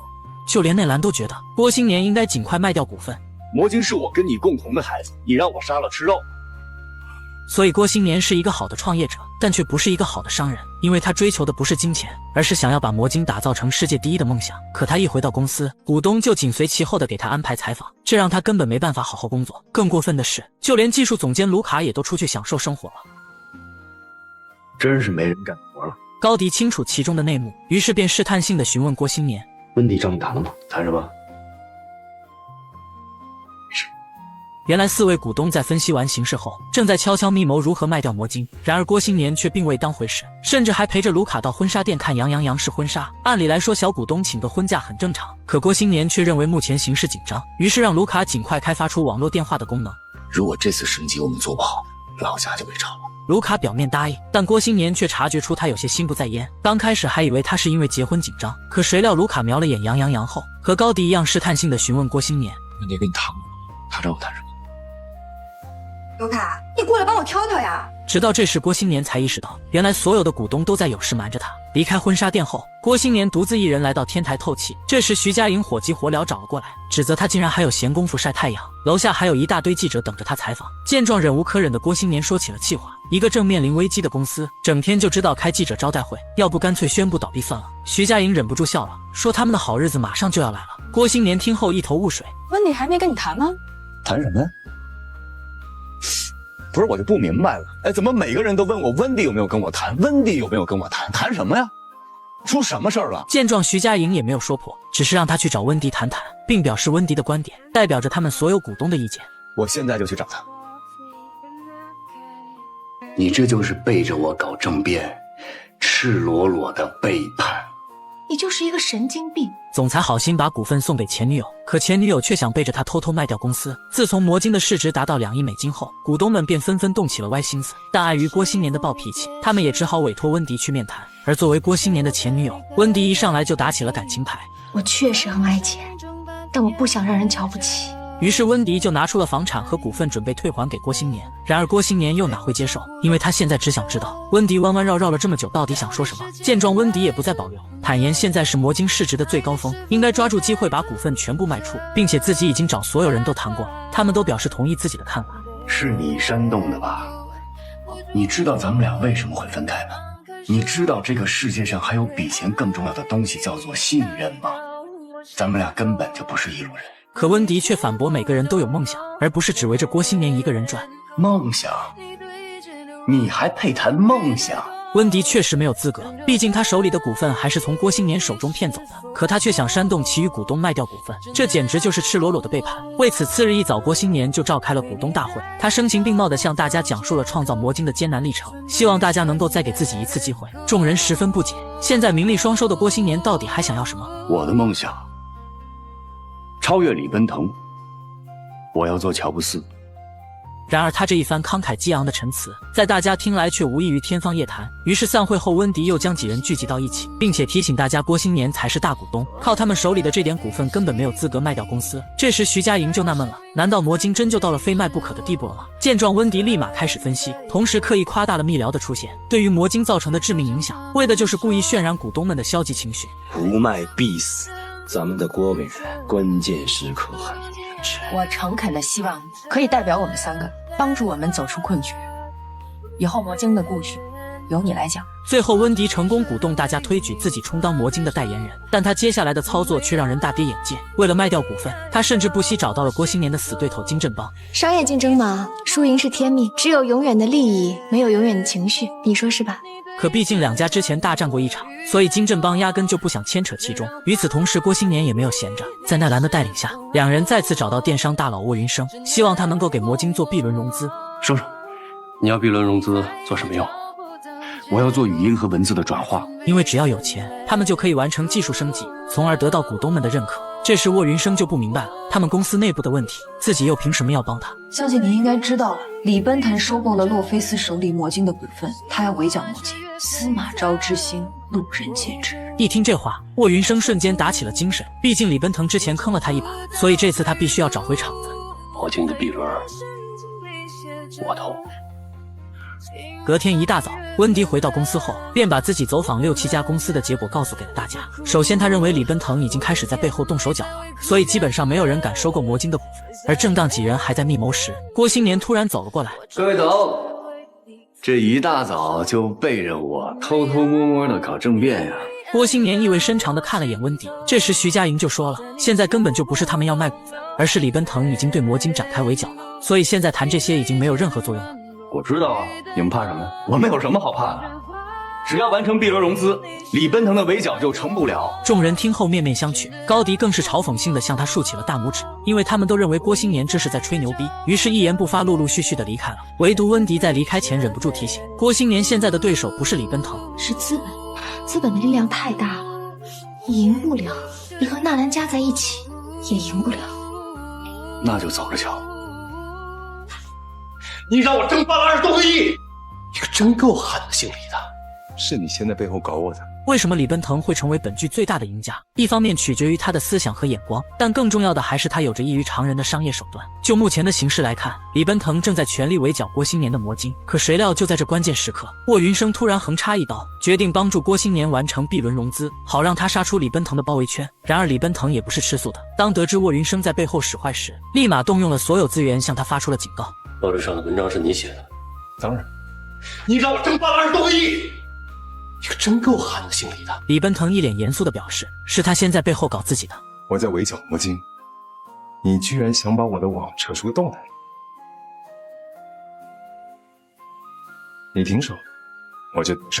没办法，沃云生只好妥协，毕竟目前只有自保才是他唯一的出路。而两个大佬之间发生斗争，受伤害的往往是下面的小弟。这天，郭新年兴致勃勃地来到沃云生住处，本想着他的魔晶终于有救了，可谁料沃云生竟突然宣布，鉴于公司内部的原因，他的投资计划暂时放缓，所以郭新年的 B 轮融资就先不投了。见状，郭新年难以置信地看着沃云生，随后手足无措地拿出精心准备的计划书。计划书是您让我写的，我写完了，你总应该看一下吧？没有意义了。那你之前说的话是放屁吗？郭新年，送客。直至现在，郭新年都认为是沃云生在耍他，丝毫没有意识到这背后的一切都是李奔腾在捣鬼。到了晚上，郭新年加班加点的在开发语音识别功能。就在这时，李奔腾不请自来。李总，你是这么晚了，你怎么来了？我给你当时不。一阵寒暄过后，李奔腾直言不讳地劝他尽早放弃语音识别。郭新年听后十分不解，为此两人提议去夜宵摊上边吃边聊。酒过3巡后，郭新年忍不住感叹，他的股东们都在背着自己偷偷卖股份，同时他也很清楚，这几个人也曾找过李奔腾。李奔腾承认了，可他却没有答应几人。因为他看上的不是那一点点股份，而是郭新年手中魔晶的控股权。你就真的那么需要控制魔晶吗？我记得我第一次见你的时候就告诉过你，我必须拥有它。李奔腾答应会给郭新年一个遮风避雨的地方，外加一个可以让他扬名立万的平台。唯一的条件就是郭新年把魔晶全部卖给自己，两人共同打造一个移动互联网的奇迹。按理来说，这个条件确实诱惑，只可惜郭新年的个性异于常人。他坦言自己的梦想是想做一个独立自主的人，就是不受他人束缚，按照自己的意愿过完这一生。所以他再次强调，自己是永远也不可能卖掉魔晶的。那你就是决心与我为敌了，你得小心点儿。不过你放心，我会留你一个全尸的。而郭新年与李奔腾的斗争，受伤害的却是底下的小股东。高迪忍不住感叹道：“原本他就是一个天使投资人，本想着盈利后立马套现离场，可谁料最后竟被郭新年忽悠，能够创造奇迹，导致现在被活生生给套住了。”郭新年跟纳兰确实一直在争取沃云生的 B 轮融资，但是我现在可以肯定沃云生不会再投了。原因很简单，我觉得李奔腾跟沃云生已经谈好条件了，他们背后有交易。温迪一针见血地说出了真相，而这个真相也是让几人最绝望的。爱上了你的身体和另外一个女人之生。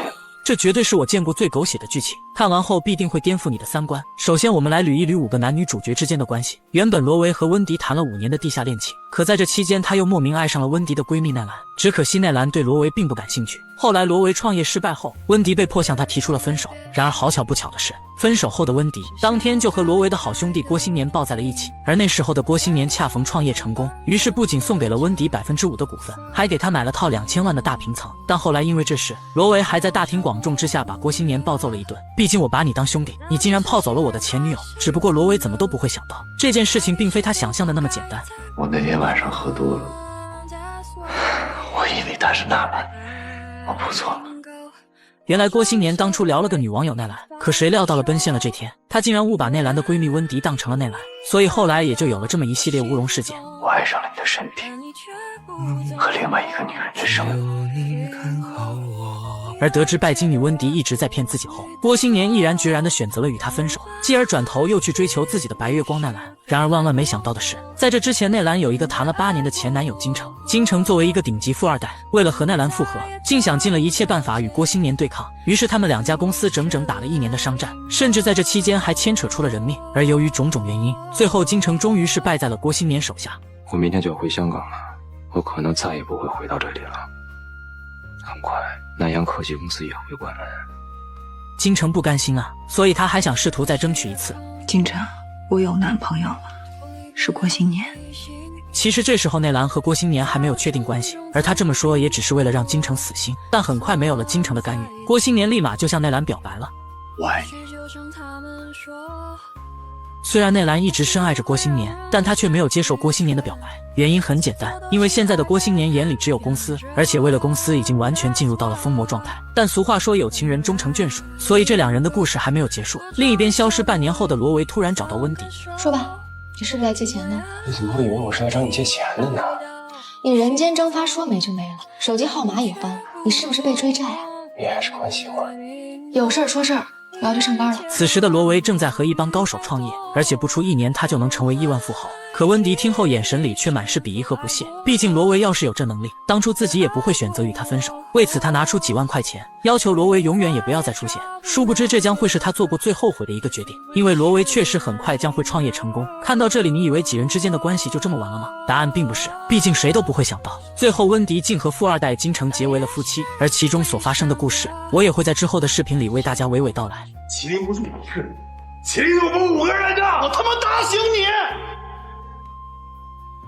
！2个身价1000亿的富豪，却因为一顿火锅在办公室里大打出手。就在刚刚，麒麟的4位股东无意间发现了李奔腾的秘密基地，而当看到一批又一批的软件精英被送进基地时，几人瞬间意识到李奔腾这是在背着他们自立门户。于是众股东心怀不满地回到麒麟总部，并且兴师问罪地责怪李奔腾竟然在背后搞小动作。一开始李奔腾还是极力狡辩，可眼看几个股东仍旧愤愤不平，为此他索性也就摊牌了，表示自己曾不止一次提过要做技术革新，但却没有一个人愿意站出来支持他，所以他不得已只好另立门户，甚至可以为了新软件而放弃整个麒麟公司。你是麒麟的灵魂，你走了，我们的市值损失是无法估量的。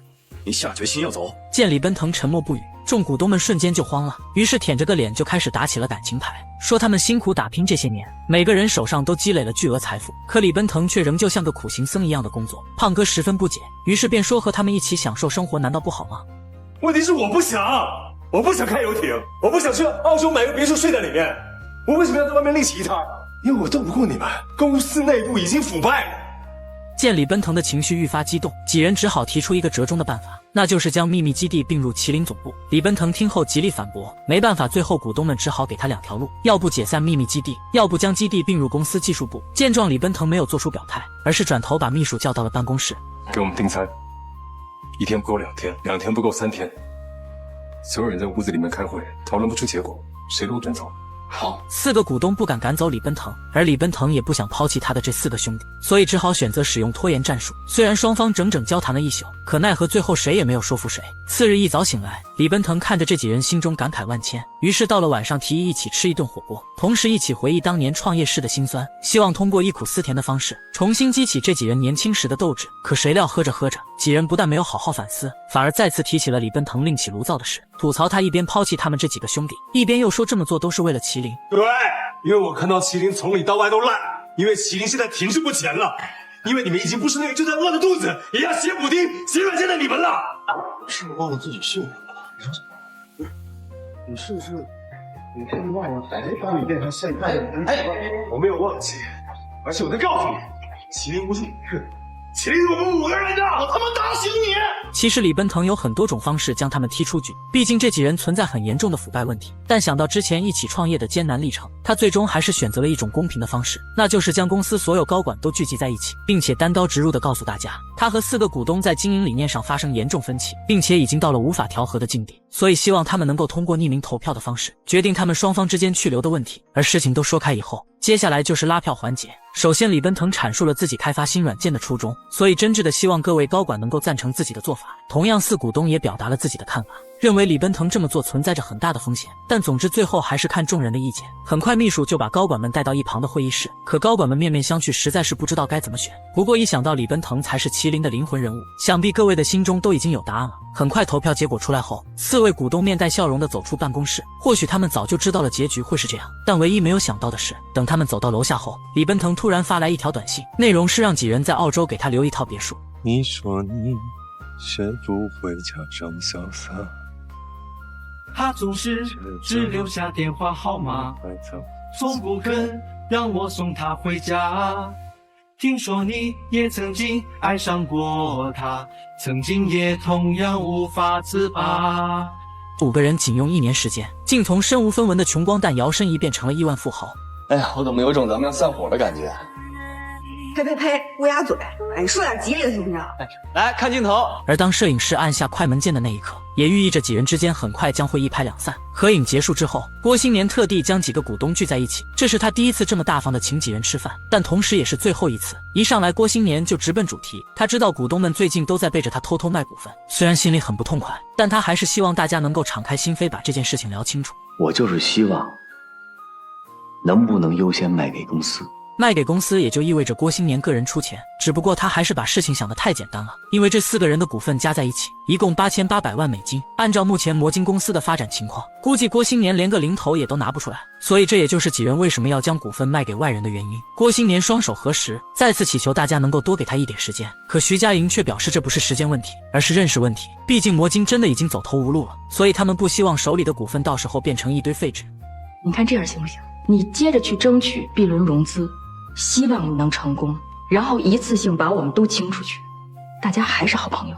郭新年沉默了，因为他知道自己根本就筹不到那么多钱，同时他也很清楚股东们这么做也只是想要维护自己的利益。郭新年表示理解，但唯一让他心寒的却是前女友温迪。想当初郭新年送给他5%的股份，可如今他竟然也变着法的想要将股份卖掉，而当现女友内兰得知后当即就不乐意了。爹还没死呢，你们都要跑了。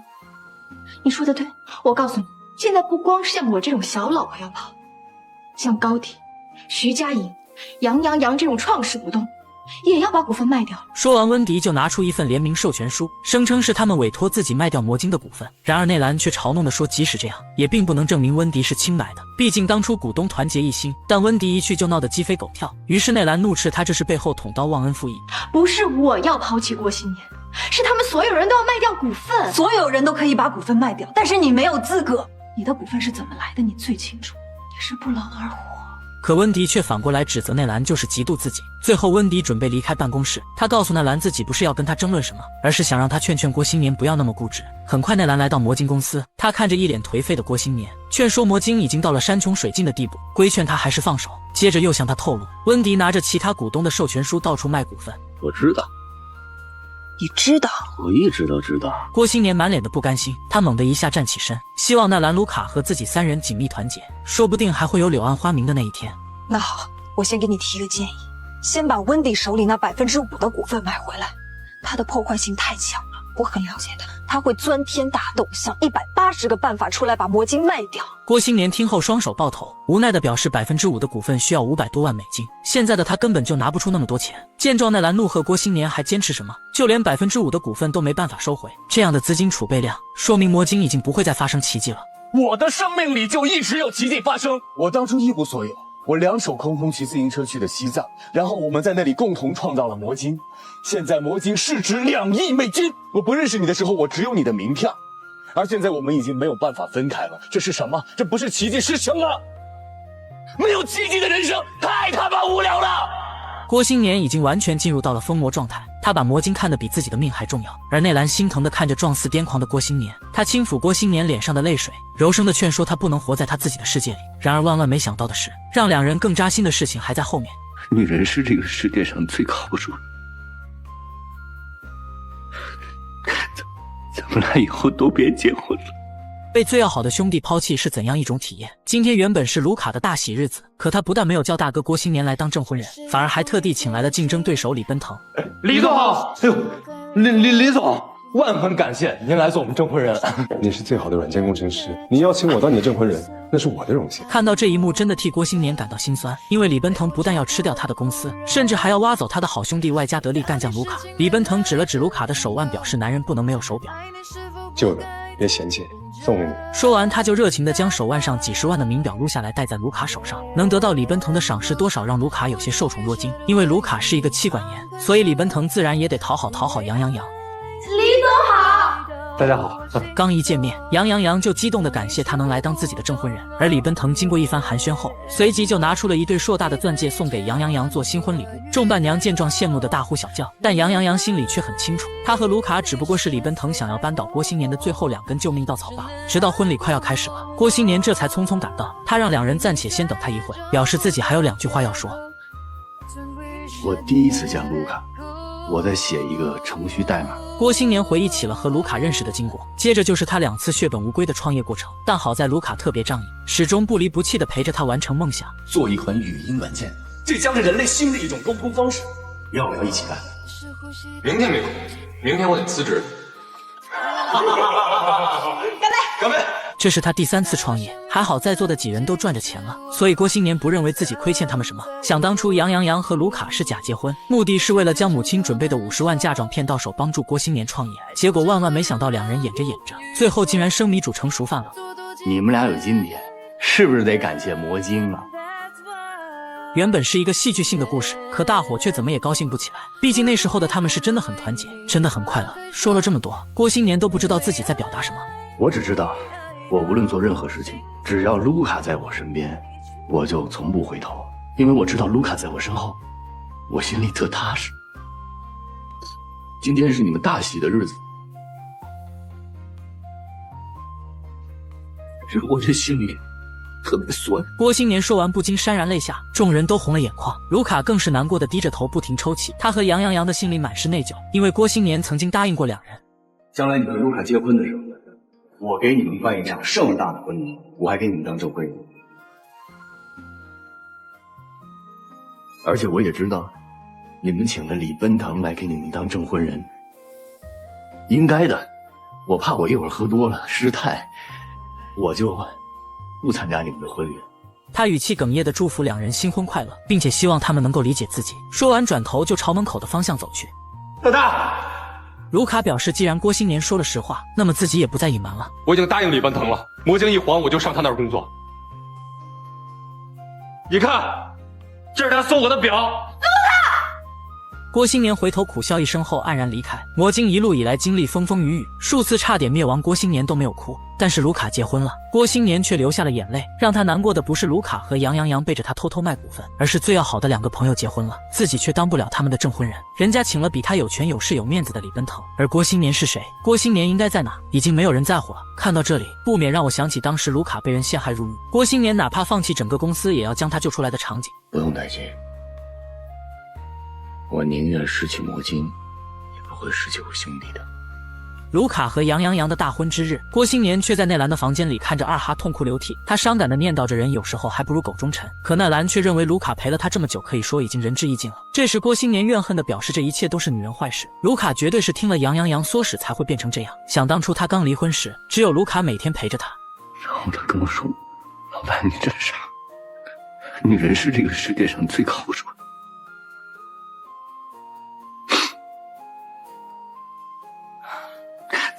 咱们俩以后都别结婚了，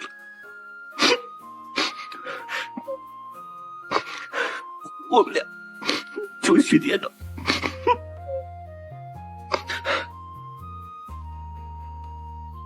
咱们就别了。郭新年的遭遇让人动容，曾经的他为了兄弟甘愿放弃整个魔晶，而现在兄弟离他而去，即使孤军奋战赢下江山，那又有什么意义？画面转到卢卡和杨洋洋的婚房，李奔腾这事儿你什么时候说不行？你非得今天说。卢卡非常自责，可杨洋洋却说郭新年不可能养他们一辈子，况且卢卡现在已经是有老婆有家的人了，不可能等魔晶黄了以后再重新投简历找工作。而正当2人还在伤感时，门铃声突然响了，结果走出房间一看，却发现门口竟出现了3位不速之客。新婚快乐，恭喜你们了！我们冒面来访，是想谈一个重要的事情。起因是卢卡被这几人陷害入狱，而这件事又关乎他们整个金氏家族的命运。为此，金振邦诚恳地向卢卡表示深深的歉意，还说他今天特地带来了不争气的儿子，如果想打想骂随2人的便。用不着。接着管家上前将几本房产证摆在了卢卡面前，金振邦表示这是他在北京市中心空闲的几套房子，想送给2人做新婚礼物，希望卢卡不要嫌弃。礼物虽然很诱人，但卢卡心里却始终咽不下这口气。有什么事就直说吧。内地的公安一直在查这个案子，他们有没有找过你？我是当事人，当然要找我。金振邦也决定不再保留，于是气定神闲地表示要和卢卡做一个交易。由于庄小蝶的案子还在侦办当中，所以他希望能把卢卡送到国外去个1年半载，因为没有他这个当事人，自己就好从中斡旋。你是想把我支走，好给你儿子脱罪吧？你们要相信，我不会不顾儿子死活的。卢卡已经明显开始慌了。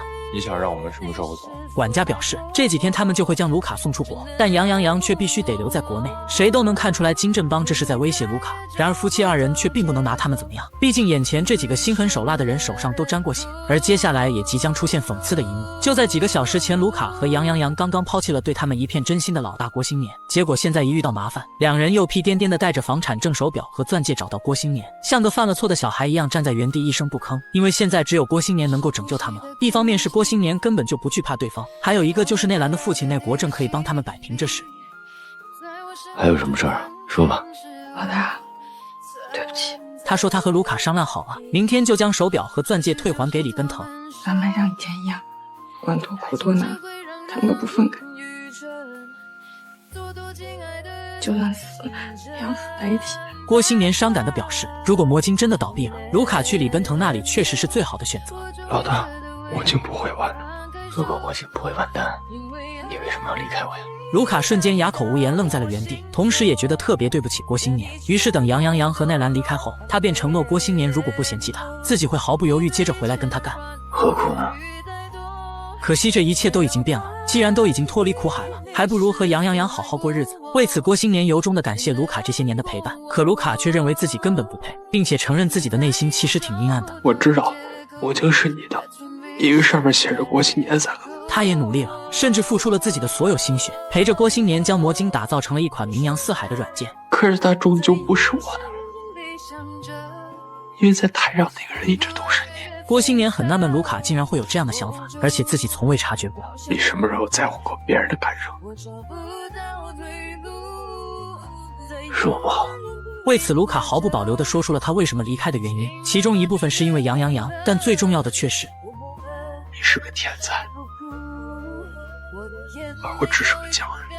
郭新年听后陷入了沉思，虽然在他心里魔晶一直是他们两人的，但事实却是他一个人占据了所有光芒。卢卡也承认了自己一直在嫉妒郭新年，只不过他希望郭新年不要放在心上。那我也给你提个要求，你说对杨洋洋好一点，你们俩一定要信。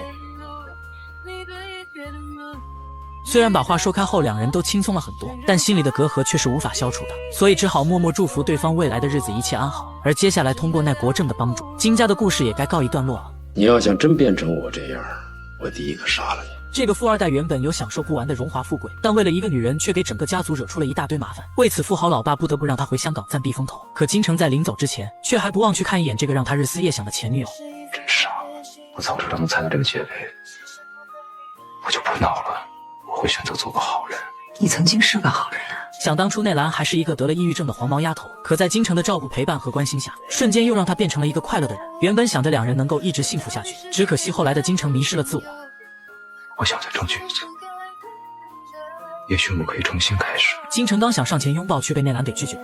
金城，我有男朋友，是郭新年。郭新年这3个字让金城感受到了深深的绝望，殊不知让他更绝望的事情还在后面。隔天，金城在管家的陪同下来到机场，结果还未登机，便有2位便衣匆匆赶到，声称有个案件传讯需要将他带走调查。我们少爷回香港探病，我这有验证文，已经给政府汇报了，要上回队里说。怎么回事，老总？金城用一脸求助的表情看着管家，但便衣却根本不理会管家的阻挠，强行将金城给带走了。之前提到过金正邦丢失过一张名单，上面全是和他有不正当往来的大人物，可谁料他打了一转电话后却感叹地说道：这次我怕他回不去了。其实金正邦早就料到了会有这么一天，因为金城同时牵扯到了2件事，一个是郭新年上缴给警方的硬盘，里面全是金城在私人派对上的辣眼睛的视频，还有一个就是庄小蝶谋杀案。只不过金城对这件事毫不知情，全是管家派人背着他偷偷干的。记得当时金城还为这事和金正邦大吵一架。庄小蝶那事儿是你指使老子干的吧？我在这儿喝酒，老妞，怎么了？你来这儿你干了什么？你到了这儿你就开始杀人，现在把我调回香港，是因为我还没有开始学会杀人是吗？很快就到了金城被保释的日子，两人如约来到看守所门口。金正邦对着管家不由得感叹道：他俩年轻的时候打打杀杀进去过很多次，按理说他心肠够硬的，结果万万没想到会有一天自己又重新回到这个地方来接他儿子，心里不是滋味啊。有点傻乎乎又有点嚣张，同时还带点礼貌的少爷角色，竟然是整部剧里人气最高的。怎么才来啊？都忙什么去了？一回到家里，金大少爷便开始狼吞虎咽的炫饭，他夹菜的动作多少带点委屈和不服。经过一番风卷残云后，他不满地质问金正邦：你那些人呢？哪些人？花着我们家钱到办事的时候跑得干干净净的那些人。少爷，你别说话，我没问你。金城还是太天真了，以为逢年过节给某些大人物送点礼，自己就可以无法无天了。但其中的无奈只有金正邦清楚，毕竟这件事闹得实在是太大了。你想回也回不去了，现在是取保阶段，你住在北京，随时等待公安审讯。吓我呢！金正邦虽然经常指责金城这些年一事无成，但其实他的心里还是很平和的。毕竟相对于他来说，金城是那么的简单干净，没有污点。金正邦年轻时候做梦都想成为金城这样的富二代，你却偏偏想做我。你要想真变成我这样，我第一个杀了你。这就是典型的身在福中不知福，错就错在少爷实在是太痴情了。随后管家便询问金正邦还回公司吗？我在这边还有事情要办。知道了，该办了。管家都急坏了，毕竟他才是这起案件的主谋，而他们接下来要办的就是案件当事人卢卡。金正邦利用房产和金钱威逼利诱卢卡出国，因为没有他这当事人，金正邦就有能力从中斡旋。然而卢卡虽不愿接受，但却不敢拒绝，于是他和杨洋洋又求助到了郭新年。郭新年虽然帮不上什么忙，但他的女朋友，也就是金城的前女友奈兰却有这个能力。杨洋洋告诉纳兰，他们原本并不想招惹金正邦，可奈何现在非要把卢卡逼出国。还有一件事你不知道，他们丢了一份名单，我见过，那上面写的全是大人。上面的大人物都很厉害，但再牛也没有奈兰的父亲有实力。别怕，不是不报，时候未到。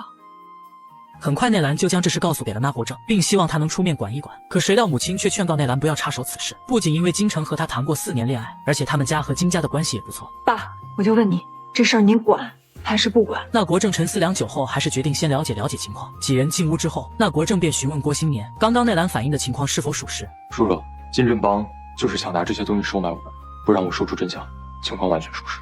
我们愿意负法律责任。那国正拿着金正邦贿赂给卢卡的房产证，一点点陷入了沉思。虽然他和金正邦平日里的私交甚好，但在大是大非面前，他最终还是选择了正义。李部长，我是那国正，我现在要向你反映一个问题。谁能想到，曾经的少爷为了爱情甘愿赴汤蹈火，结果最后却被爱情亲手送进了监狱。怪不得大家常常会说，舔狗一般都没有好下场。所以即使金振邦有再大的能力，京城也避免不了牢狱之灾。在被押上警车的那一刻，京城的眼里充满了恐惧和无助。殊不知这件事情很快就出现了转机，因为在庄小蝶的案件当中，一开始京城确实是用酒瓶子砸中了庄小蝶的脑袋，但他却并不是故意的，而且庄小蝶还趁此机会偷走了他保险柜里的钱。所以京城的罪证相对较轻，可管家就不一样了。由于庄小蝶还从保险柜里拿走了硬盘和名单，于是他便请了个杀手想要解决此事，结果最后却闹出了人命。所以接下来的情节大家能够猜到，管家给金振邦做了一桌子菜，而这也是两人时隔30年第一次坐在一起吃饭。喝点儿，喝点儿。几杯烈酒下肚后，金振邦突然就询问管家，金城在英国的时候就是一个傻乎乎的学生，而他把金城叫回国也只是想让他早点结婚。我把你请来陪他，他怎么走到邪路上去了？管家心里很清楚，金振邦这是在向他问责。大哥，我喝3杯，您随意。管家心里有愧疚，但更多的还是委屈和不满。要说忠心，他舍命陪着金振邦打下江山；要说委屈，他曾不止一次阻止过金城犯罪；要说不满，他派出杀手解决庄小蝶，完全是为了硬盘和名单不被曝光，不然的话整个金家都要彻底完蛋。所以金振邦的责怪确实让他寒心了。大哥呀，大哥呀，这么多年了，我再叫您一声大哥，有话我就直说了。您让他从英国回来没错，可是你给钱给多了呀。可金振邦却认为这点小钱不算多，毕竟那时候金城在和内兰谈恋爱。是，吃顿饭的钱得有，买包的钱得有，买房买车的钱有，花天酒的钱更得有。天天想着花钱了，他能干事吗？他说他一直在鼓励金城创业。你是在鼓励他，他要想做事，他能赶得上您吗？他搞出拮据了。他搞出拮据是个哪来脑崩啊？赌气。我给钱有错？大哥，你没错吗？管家的意思很明确，金城走上歪路并不是自己没看住，而是金振邦实在是太宠溺他了，给钱给多导致他变坏了。为此管家毫不保留地表示，当时庄小蝶的事情出现后，金振邦不仅没有拦着金城，而且也没有拦着他。咱们两个是一辈子的交情，你心里怎么想的我能不知道？这个事到我这儿就算个了结吧，毕竟金城手上没沾鲜血。问金城，我们爷俩敬你。自从上次金振邦以他的名义给寺庙捐钱，管家就知道了自己迟早会有这么一天，所以接下来他要做的就是自首，并且顶下金城的所有罪责。但由于管家知道金家的很多秘密，为此金振邦故意威胁他说：“你以前去加拿大，你放心，我一定会把他后半辈子生活安排好。”大哥，他在加拿大生活的挺好，我一个人顶着就够，我求你放过他。金振邦要的就是他这个态度。随后管家便摘下手表递给金振邦，寓意进了这个门后时间就不属于他了。接着又取下眼镜，表示以后大哥再有什么事，自己也不能帮他盯着了。我进去就当个正眼瞎。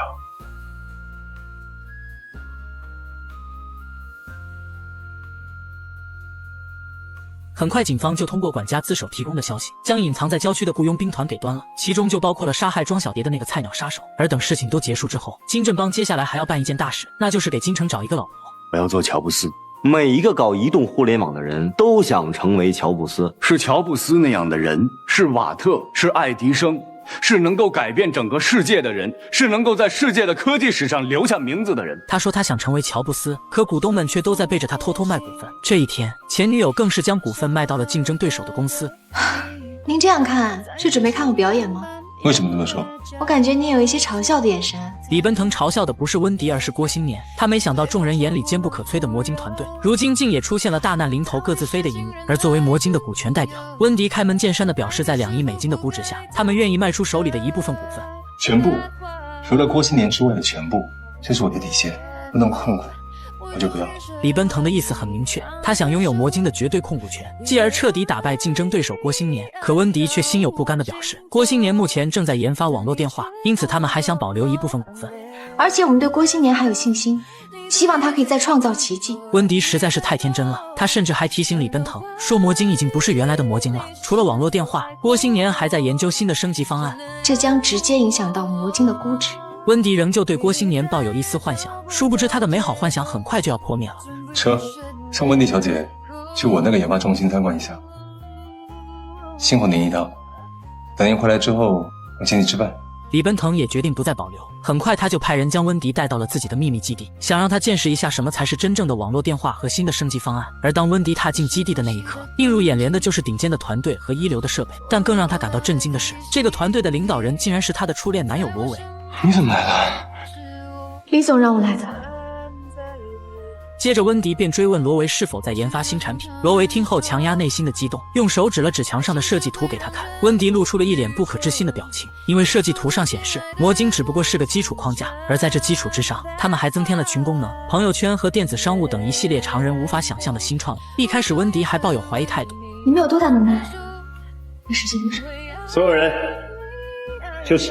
为此罗维便示意小弟将他们研发的新软件展示给温迪看。你先看，等你看完了，我允许你重新换个表情，再问我一次。果然温迪越看越惊讶，因为里面不仅包含了郭新年正在研发的网络电话，而且连设计图上展示的朋友圈、附近的人和摇一摇等功能都已经彻底成型了。这在当时可谓是相当炸裂。温迪瞬间明白了，原来李奔腾自始至终都在套路郭新年。你不是在山寨魔晶吗？罗维笑了，他承认魔晶的语音传输确实是他们腾讯的一个重要组成部分，但它也只是其中极小的一部分。李奔腾想让这个软件什么时候上市？等你们魔晶死了之后。罗维开了个玩笑，事实是等腾讯的支付功能测试完成后立马就上市，因为他们压根就没打算跟魔晶竞争，毕竟这两款软件根本就不是一个维度的产品。温迪闻言也不得不承认这个事实，穷了一辈子的罗维此刻终于站起来了。于是他便带温迪参观了自己的房间。温迪无意间发现墙上竟然有一张自己和罗维当初的合影，这是他们第一次吃饭的时候拍的。罗维试图把记忆拉回当年，但温迪却推脱说自己不记得这张照片了。为了缓解尴尬，罗维只好询问温迪对腾讯这款软件的评价。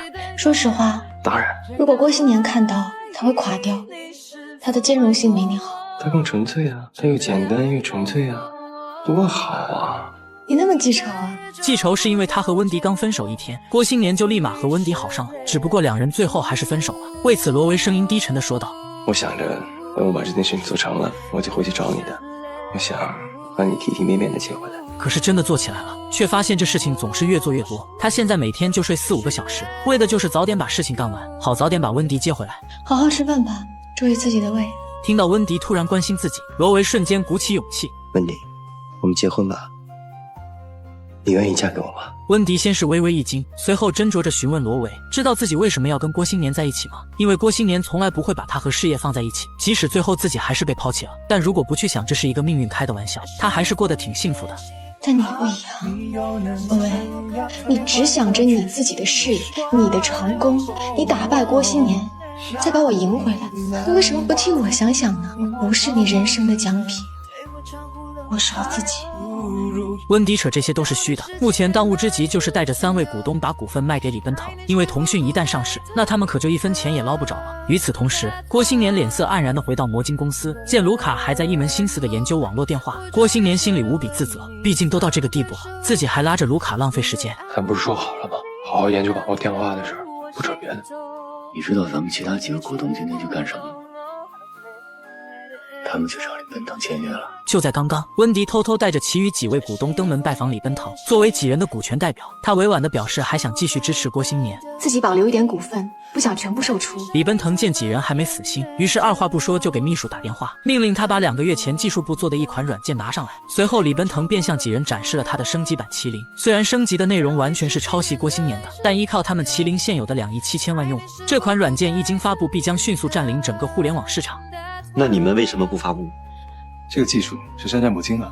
所以李奔腾一心想要收购魔晶，好让自己的软件能够名正言顺的发布。然而他的等待也是有期限的。李奔腾半软半硬的威胁几人，必须一次性把所有股份都卖给他。如果今天不能谈妥，那么明天他就会将这款软件发布，先把魔晶彻底打垮再说。这也太狠了。这么看来，几位股东也没那么绝情，明知道魔晶已经离死不远了，却还想着给郭新年留一点股份。但俗话说姜还是老的辣，李奔腾看出了几人的迟疑，于是便开始玩弄花招。首先他偷偷拨通了前台的电话，接着再装出一副毫不在乎的样子。而站在前台的秘书收到暗号后，立马又跑到办公室随便编个理由支走李奔腾。不好意思，我马上回来。这样一来，就给了几位股东充分讨论的时间。怎么办啊？毕竟这可是几千万乃至上亿的合同，所以谁都不敢在这半天时间内拿定主意。我们这么轻易的放弃自己，不会中了什么圈套吧？这时几人把目光都投向了比较有话语权的高迪。只见高迪缓缓站起身，思考一番后率先做出表态。同志们，知道什么时候退，比知道什么时候进更重要。高迪的态度得到了所有人的认可，殊不知几人刚刚的谈话通过座机，全被站在前台的李奔腾听了得一清二楚。可他却并没有着急进去收割，道理很简单，因为饭煮熟之后一般都要焖半个小时，而这也就是李奔腾惯用的套路。过关。等时机完全成熟了，李奔腾这才不紧不慢地走进办公室。我都没喝，加点热的。谢谢。最后他再利用查满送客的规矩完美收官。我想，我们愿意把所有的股份转让给你。这时的李奔腾俨然摆出了一副胜利者姿态，所以说在商业竞争当中，郭新年的失败是必然的。一是他背后没有强大的资本，二是他没有李奔腾这个老狐狸的商业手段。待几人都签完合同之后，李奔腾也没必要再保留。他微笑着拿出一个 U 盘，让温迪帮忙转交给郭新年。里头的东西，他看了之后就知道什么意思了。而 U 盘里的内容也彻底成了压死郭新年的最后一根稻草。魔晶公司里，郭新年看着李奔腾秘密研发的通讯软件久久不能释怀。他没想到自己正在辛苦研发的网络电话，李奔腾竟然已经将它做成产品了。很快，卢卡就将 U 盘里的通讯软件下载到了手机里。可谁料郭新年刚注册完成，李奔腾就打来了视频电话，这真可谓是杀人诛心啊！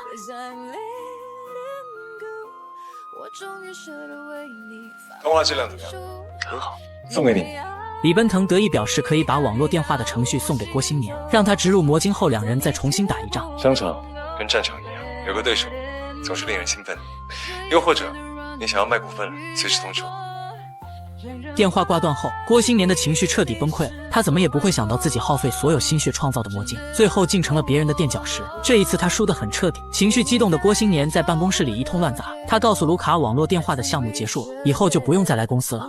老大，走。卢卡走后，温迪见郭新年情绪低落，于是便劝说自己可以替他出面找李奔腾谈判，尽可能把他手里的股份卖个好价格。你一定要这样坚持下去吗？滚蛋！滚蛋！滚！所有人都要出卖我，背叛我，现在这个目的终于被达到了。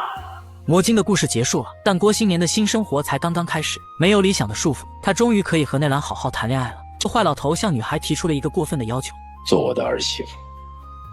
我？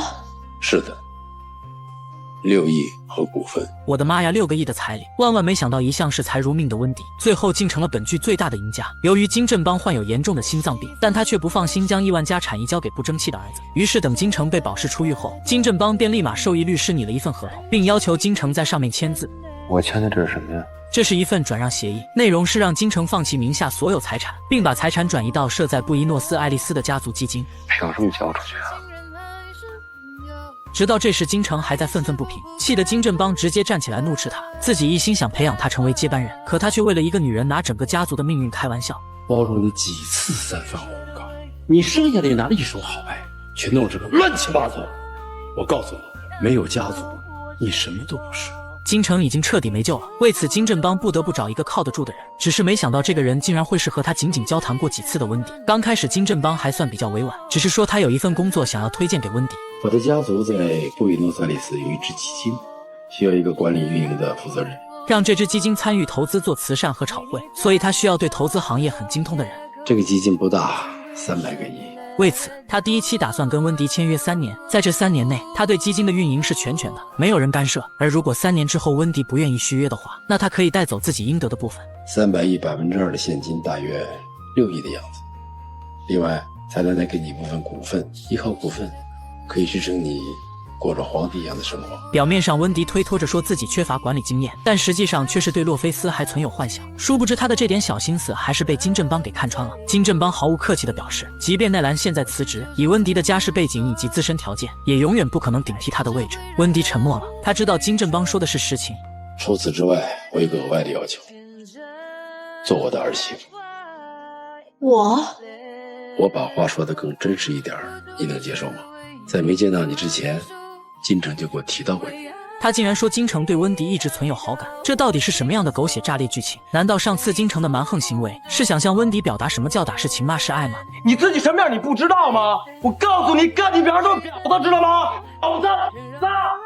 除此之外，金振邦还表示自己调查过温迪的背景，说她是一个头脑清楚、思路敏捷的女人，而且还没有要结婚的打算，甚至没有固定的男友。你熟悉理财，胆子又小，所有条件都符合。接着再说说温迪的感情，首先她和初恋男友罗维已经没有复合的可能性了，其次就是前男友郭新年，金振邦对他再了解不过了。郭新年这人太固执，认为温迪现在也应该已经死心了。对不起，侵犯你隐私了。没办法，因为这涉及到家族的传承，所以他不得不调查清楚。这太突然了，我没有想过。金振邦认为，虽然这个提议听上去很荒诞，但其实是有一点诱惑力的，因为每个人都在被自己熟悉的圈子限制，生活很难向我们提供一次历险，或者是不同的生命状态。这次机会，你遇上。你觉得怎么样？我觉得很疯狂。谁料金振邦却劝他不要把事情想得太复杂，道理很简单，这几年他会将金城带在身边好好管束，等哪天自己身体真的不行了，温迪作为妻子再把财权交给金城，到那个时候，温迪愿意离婚就离，不愿离就不离。我独自去布宜诺斯艾利斯管理300亿基金，3年的时间就可以得到您说的那些。是的，6亿和股份。温迪瞠目结舌，他还是不太能相信这是个事实。为此，金振邦特地给他吃了颗定心丸。两人结婚后，温迪将会分到金城名下1半的财产，这时双方可以各请一位律师拟好合同。金振邦会把答应他的费用提前支付到第三方银行，一旦温迪完成诺言，由你的律师提供文书，把这笔钱支付给你，怎么样？财帛动人心，看管300亿基金，您不怕我有什么想法吗？金振邦自然不会担心，毕竟没有足够的后手，他也不会贸然将这份重任交给一个外人。我还是觉得像在做梦一样，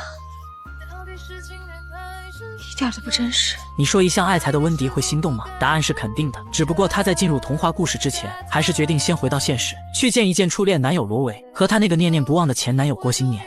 如果当时胡游成功了，那份放在保险箱里的合同，你会不会真的拿出来？想当初他就是因为一份合同才和罗维分手的。记得那天夜里，温迪趁罗维熟睡的时候，偷偷拿走了他包里保险柜的钥匙。可当他打开保险柜后，却发现里面竟然藏着2份退股协议书。于是他便悄悄躲进卫生间，借着光亮仔细研读合同里的内容。结果看着看着，温迪突然睁大了眼睛。等我有了钱，我要做的第一件事情是把您的150万还给我。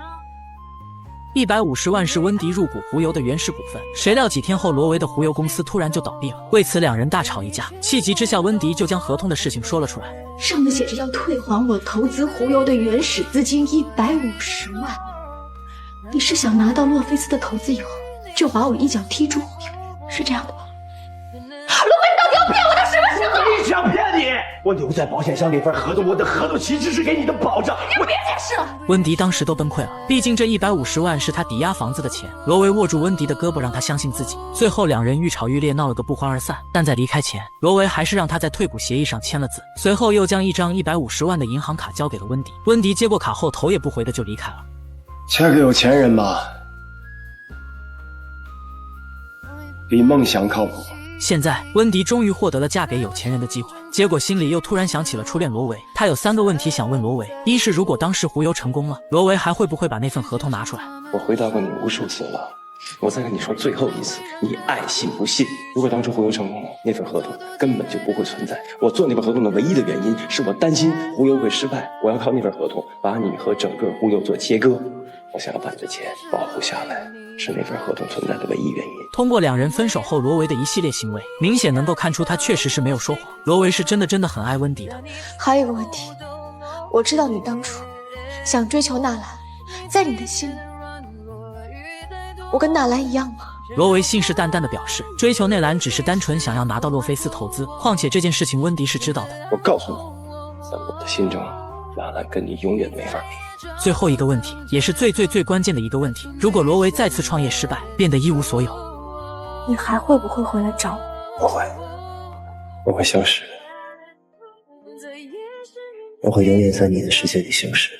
如果一个男人不能让他深爱的女人幸福的话，我是没有资格说爱这个词的，你不会想见到。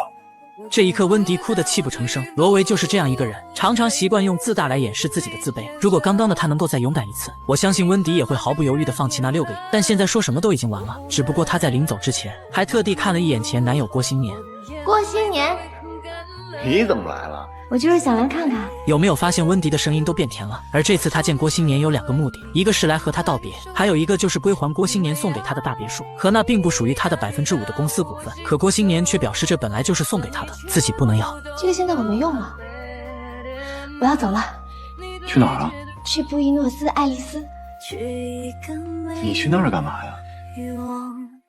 郭新年，我想再抱你。长出翅膀，再不害怕飞向流浪。他紧紧地抱住郭新年，红着眼眶轻声祝福他和内兰永远幸福。说完头也不回的就离开了魔晶公司。出门后，温迪立马就拨通了金振邦的电话。我想好，我同意做您的基金管理人，请您准备合同吧。再见。几天后，温迪来到机场，上飞机前他给罗维打去告别电话，说自己要去布宜诺斯艾利斯了，希望罗维不要再来找他了。如果你遇到你爱的人，要抓住他，不要松开。有的时候我在想，为什么我们不能珍惜当下？总想追求失去的东西，想着无法实现的东西。时间一晃，温迪和金城两人结婚了。不得不说，他才是本剧最大的赢家。从男二到男主，最后到最有钱的男三，温迪完成了自己的人生理想。纳兰，我想告诉你，我现在很有钱了，我终于和你一样，我们可以做朋友了。记得我跟你说过，小的时候，温迪经常被父母放在姥姥家，每次他不听话的时候，姥姥就吓唬他说父母不要他了。渐渐的，他就越来越没有安全感。吃一块糖要留下半块，穿衣服我就多穿一件，我喜欢穿厚一点，我害怕天气突然变冷，好像随时都会有人把我赶到街上，无家可归。后来他就变得越来越贪心了。温迪认为，这也许就是他一切错误的根源吧。青春的轮廓虽然还在，事实上我的已经被摧毁了，但我喜欢这个结局。所有人都要出卖我，背叛我，现在你们的目的终于达到了。这个男人到底有多惨？不仅被股东们偷偷卖掉公司股份，就连好兄弟都抛弃他，投奔到了竞争对手那里。郭新年怎么也不会想到，自己辛苦创立的公司最后竟成了别人的垫脚石。没了梦想，没了兄弟的他，俨然对生活失去了信心，每天浑浑噩噩地守在即将倒闭的公司里。好在这时女朋友内兰及时出现，不仅帮他解散了公司员工，而且还处理了后续的一些善后问题。等一切都做完之后，他又半蹲在郭新年面前安慰他振作一点，赶紧去换套漂亮衣服，跟我去参加发布会。郭新年自然是不愿参加，因为这次发布会的2名主角都和他有着血海深仇。你必须去，你得像个男人。在奈兰的鼓励之下，郭新年最终还是参加了这次宴会。在活动现场，郭新年见到了曾经公司的几位股东，虽然心里有着说不上来的感觉，但他还是强装微笑上前与几人寒暄。你们俩去麒麟上班了吗？时隔多日，卢卡和杨洋洋已经去麒麟公司上班了，而且李奔腾还给他俩放了很长的婚假。挺好，你们就借着这婚假好好休息休息，没准还能造个小路子出来呢。哎，能不能整点？你最近都干嘛了？我最近清闲了。还有啊，以后就别叫我老大了，你们的老大是李奔腾。郭新年带着风轻云淡的笑容和他们一一道别，其实他心里也并没有那么记恨几人，因为他知道即使股东们不背叛自己，等到麒麟软件一上市，魔晶也会是死路一条。而正当他还在和几人交谈之际，卑鄙小人卧云生突然将他叫至一旁，一直想去找你，但是有些不好意思，今天正式向你道歉。道歉是应该的，毕竟他曾反反复复答应要帮助郭新年，但最后为了自己的利益却多次违背诺言，而现在尝到甜头后又跑过来道歉，或许这就是资本家的嘴脸。你郭新年输了，不对，因为你败给了资本，资本之间的博弈其实就像是打一场电子游戏，虽说也有输赢，但是没有死罪，更谈不上道德。万万没想到，接下来他竟总结起了郭新年失败的原因，说他就是背负了太多的情感和道义，而像郭新年这样单纯固执的人，最后的结局注定是失败的。谢谢霍云先生，钱你也没投，就别在这儿上课。纳兰怼得太漂亮了，如果当时不是他的言而无信，或许郭新年也不会落得如此下场。很快宴会就开始了，这次活动共有3件事情要宣布，而且每一件事都和郭新年息息相关。小龙手机发布，卧云总要重返江湖，麒麟企业宣布控股魔晶。接下来进行第一项，掌声有请龙少雄先生。首先说说龙少雄发布小龙手机这件事。想当初龙少雄也只是一个不起眼的程序员，但他却在魔晶最辉煌的时候，靠着抄袭魔晶发布了自己的山寨软件密聊，并且还获得了洛菲斯的巨额投资。正因为山寨软件成本低来钱快，所以龙少雄在短期内套现了大量资金，最后再利用这些钱转型研发出了现在的小龙手机。虽然小龙手机在当时已经是遥遥领先了，但不得不承认它是踩在郭新年的肩膀上才有的今天。接着再来谈谈电商大佬卧云生重出江湖这件事。想当初他突然宣布金盆洗手的原因我们不得而知，可现在李奔腾突然将魔晶一口吃掉后，他又突然宣布要重出江湖了。从中我分析出2点原因，一是他想和李奔腾瓜分移动互联网这块大蛋糕，第二就是现在李奔腾在互联网这块领域一家独大，未来很有可能会触碰到卧云生电子商务的领地，所以他必须立马重出江湖与之抗衡。但无论是哪种原因都逃避不了一个现实，那就是魔晶已经成了2人斗争中的炮灰。台下的郭新年心中五味杂陈，而一旁的李奔腾却忍笑不止。说话间很快就轮到他上台了，李奔腾再次宣布了麒麟控股魔晶，并表示他现在在做一个重大升级，很快这款软件将会以一个全新的面貌跟世人见面，甚至会震惊整个世界。下面我想请魔晶的父亲郭新年上台，他是今天我们移动互联网最值得尊敬的英雄。各位，掌声有请郭新年。郭新年是一个孤独的英雄，他是天真的、热情的，怀抱赤子之心的理想主义天才。他和我们大多数人一样，都曾怀揣过梦想，历尽千辛万苦、万般磨难，却还坚持初心。可奈何社会现实总是如此的不堪。接下来将会以一首诗献给如郭新年一样怀抱着赤子心的平凡的我们。诗的名字叫做《不可征服》。透过覆盖我的夜色，我看见黑暗层层叠叠。我感谢上天赐予我不可征服的灵魂，就算被地狱紧紧拽住，我也从未退避哀求。遭受命运的重重打击，我满头鲜血，却头颅高昂。在愤怒和悲伤的尘世外，耸立的不过是恐怖的影子。面对未来的威胁，我无所畏惧。无论命运之门多么狭窄，无论承受怎样的惩罚，我是我命运的主宰，我是我灵魂的统帅。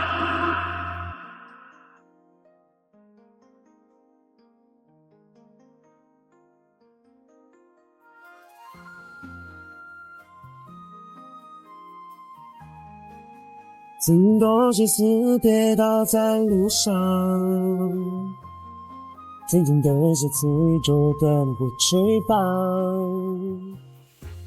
如今我已不再感到彷徨，就像超越最平凡的生活。我想要怒放的生命，就像飞翔在辽阔天空，就像穿行在无边的光界，终究挣脱一切力量。我想要怒放的生命，就像矗立在彩虹之巅，就像穿行在璀璨的星河，终究超越平凡的力量。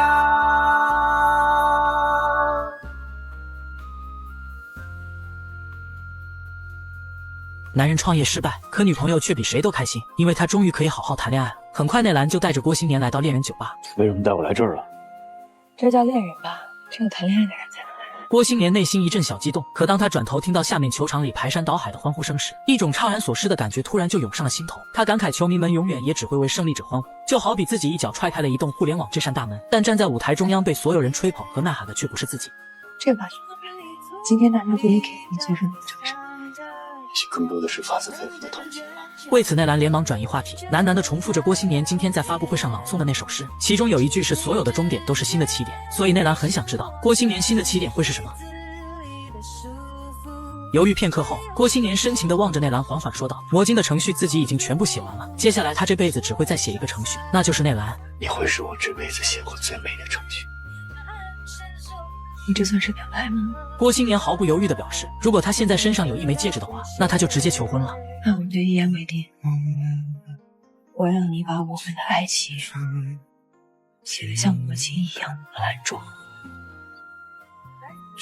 请变成。在这一刻，两人压抑已久的感情终于爆发，就像拖闸的洪水一般倾泻而出。郭新年和内兰甜蜜的拥吻在一起。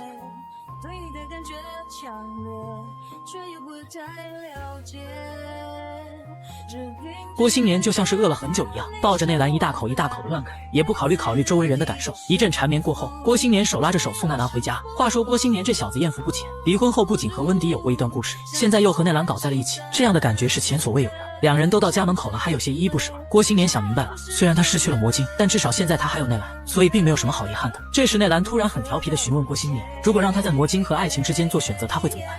永远不要让我做这样的选择，因为魔晶是咱们俩共同的孩子，你也会是我的孩子。聊着聊着，气氛就来了。1个小时都还没过，郭新年这小子竟然又忍不住了，他刚想凑上去亲吻内兰。什么？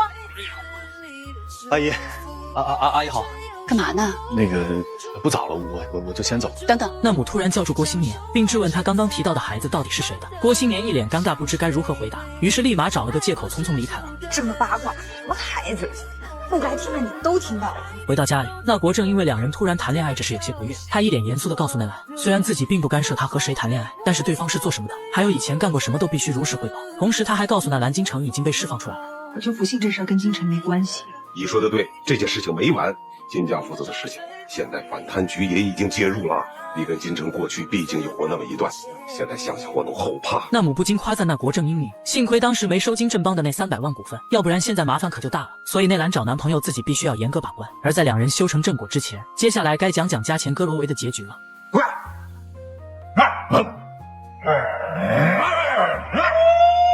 男人宁愿变成一条狗，也不愿看到兄弟秀恩爱。原因是不久前他的初恋女友嫁给了一个富二代，甚至女友在离开前还问了他这样一个问题：假如李奔腾得到你开发的软件，又把你一脚踢出去，你还会回来找我？知道有什么内幕吗？罗维当场就愣住了，毕竟老婆没了还可以重新找，但事业一旦出问题，那可就什么都完了。所以接下来罗维会和李奔腾展开一段精彩博弈，让我们看看他亲手打造完腾讯这款世界级软件之后，到底能从阴险狡诈的李奔腾手里得到什么。在秘密研发基地里，罗维先是向他展示了软件里的电子金融系统，也就是我们现在都在使用的某信里的支付功能。咱们现在开始挑战传统的银行业了，你担心吗？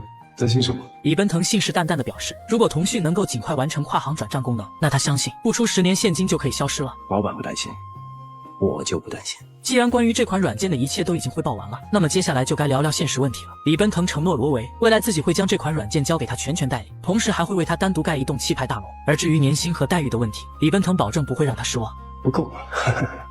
我听说你准备在这款软件彻底做出来之后，一脚把我踢开，有这回事吗？别听谁说的，不重要。你有这个想法吗？李奔腾认为在合作前他已经把话说得很清楚，如果罗维还有这样的疑虑，那他现在就可以打包离开了。走了。你不会的，你不是这种人。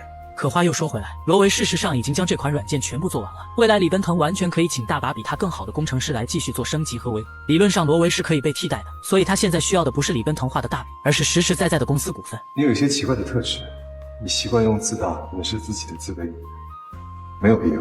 原以为李奔腾会承诺点什么，谁料他竟再次画起了大饼，说当年自己和兄弟一起创业10年才打拼下麒麟，而现在罗维所研发的腾讯将会带领麒麟进入下一个10年、50年甚至100年。所以他认为罗维需要的不是安全感，而是跟着他一起看同一个方向，保持同一高度，做同一个梦想。那么在下一个10年或者20年之后，我们能看到一样的风景，我们就会是兄弟。那个时候你会知道，我李奔腾从来不亏待兄弟。也许李奔腾是发自肺腑的，但在兑现之前说再多都是虚的。罗维强颜欢笑，心里百感交集，于是转头就来到魔晶公司，找到了这个被他亲手打败的好兄弟郭新年。我想喝酒了。2个人，一条狗，一张桌子，一箱酒。而两兄弟接下来的谈话也是相当有意思。哎，能不能不撒狗粮了？郭新年申请再喝最后一杯，因为他要恭喜罗维终于成功了。可罗维听后却感到特别不是滋味，后悔当初没有选择和郭新年合作。因为这款软件，其实他心里，咱们俩都没赢。然而郭新年却认为2人都没输，虽然他失去了魔晶，但却得到了世界上最好的安娇拉贝贝。罗维扎心啊，但凡郭新年多吃几颗花生米，也不会当他面说这样的话。你未来会借着麒麟的平台，成为移动互联网最大的新贵。罗维这2个字儿会像李奔腾的名字一样如雷贯耳，后面再来创业的人会把你当成神。不过你要努力啊，我还是会回来的。郭新年很清楚自己已经回不来了，但他却一直在鼓励罗维。而为了彻底消除罗维对自己的愧疚，郭新年竟再次强调了内兰就是上帝送给他最好的礼物，甚至还当着他的面秀恩爱。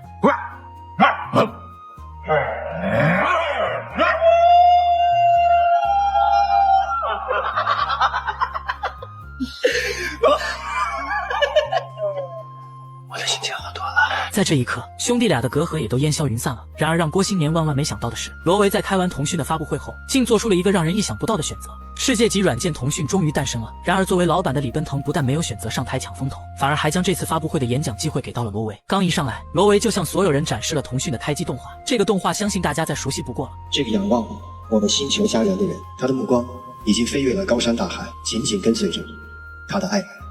他看的地方是布宜诺斯艾利斯。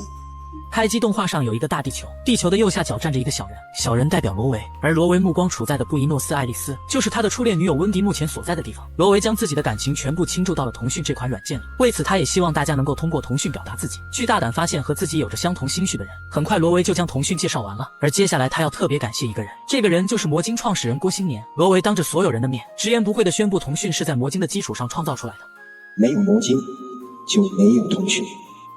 我想感谢魔晶的创造者郭新年。一时间，会场中所有的灯光都汇聚在郭新年身上，紧接着现场就响起了排山倒海般的掌声。在外人看来，郭新年只不过将魔晶做完后又用高价卖给了李奔腾，但他们不知道的是，在这中间真实发生了一场十分无情而又残酷的没有硝烟的战争。或许在这一刻郭新年是伟大的，可在10年又或是20年之后，谁又会记得他这个垫脚石呢？就像罗维曾经说过，腾讯这款软件永远只会姓李奔腾的李。发布会结束后，郭新年和李奔腾两人洋酒配花生，中西结合。这一刻郭新年彻底释怀了，他坦率地说自己把魔晶交给李奔腾是正确的。说实话，凭我的能力，我做不出这样一款软件。酒过3巡后，李奔腾诚挚地向郭新年发出邀请。那麒麟吧，麒麟骑士部楼层的位置是留给你的，但是我的合伙人，我给你足够大的空间，随便你发疯，怎么样？对于郭新年来说，打工是不可能打工的。这时李奔腾就故意刺激郭新年，说他很羡慕罗维能够站在台上发言，只可惜他永远也上不去了，因为他没有像郭新年一样的创造力了。但他相信郭新年迟早有一天能够享受这种万众瞩目的感觉。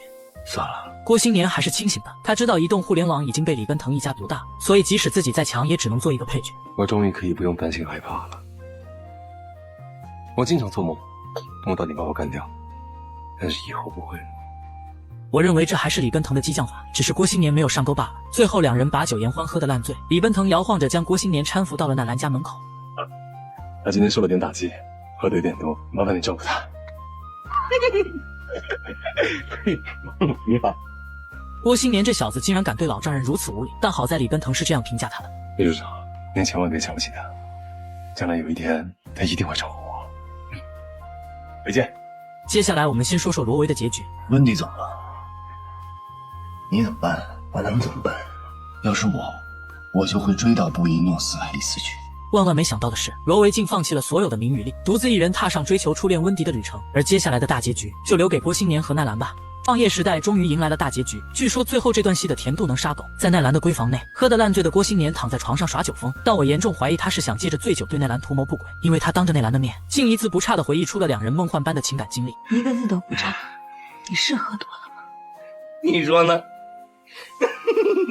记得两人当时都没见过面，但却仅仅通过3次电话就建立了感情。让我们来看看这个过程到底有多梦幻。我第一次给你打电话，我说喂，那总，那男。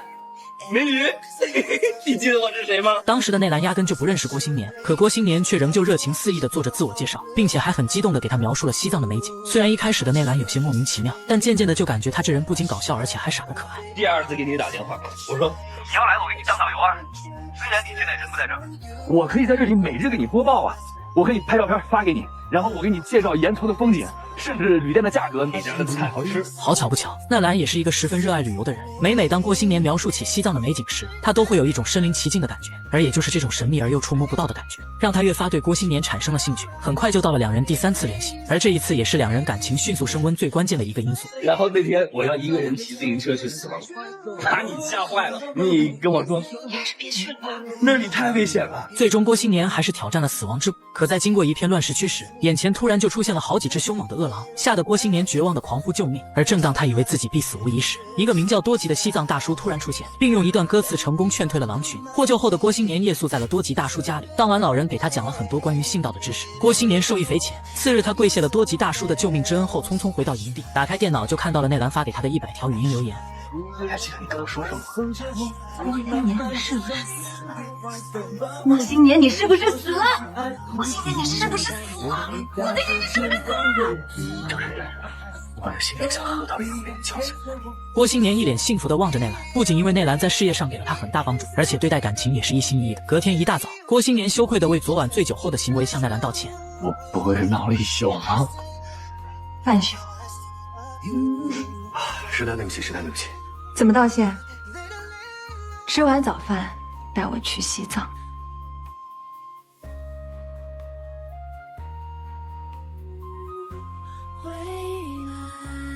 来到离天最近的西藏，就仿佛进入了另一个世界。这里神秘的云雾透过雪山缝隙，形成如同仙境般的景象，让人陶醉其中。这些高耸入云的雪山与蓝天相映成趣，又会给人一种壮丽而又平静的感觉。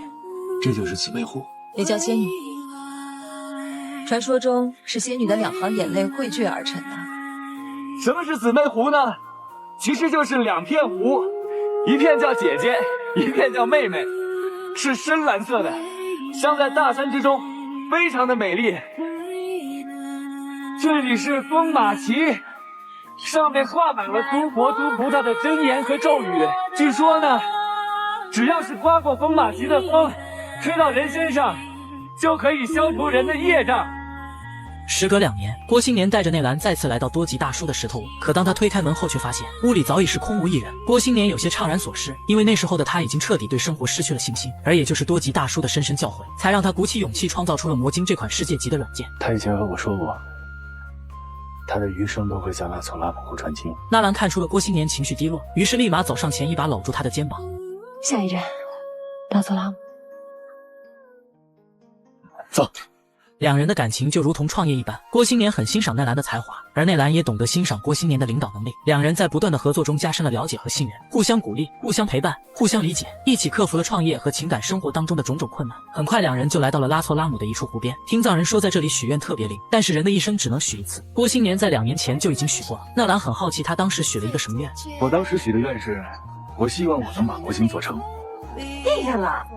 但是我有点贪心，我当时想，如果我把魔晶做成了，要是还能跟你在一起，那就完美了。纳兰微微一笑，站在碧波荡漾的拉措拉姆湖边，面朝着远方气势磅礴的雪山虔诚许愿。而郭新年就在一旁静静的看着。等纳兰许愿结束后，郭新年又迫不及待走到面前询问他：许什么愿了？我希望你还能做出一款比魔晶更棒的软件。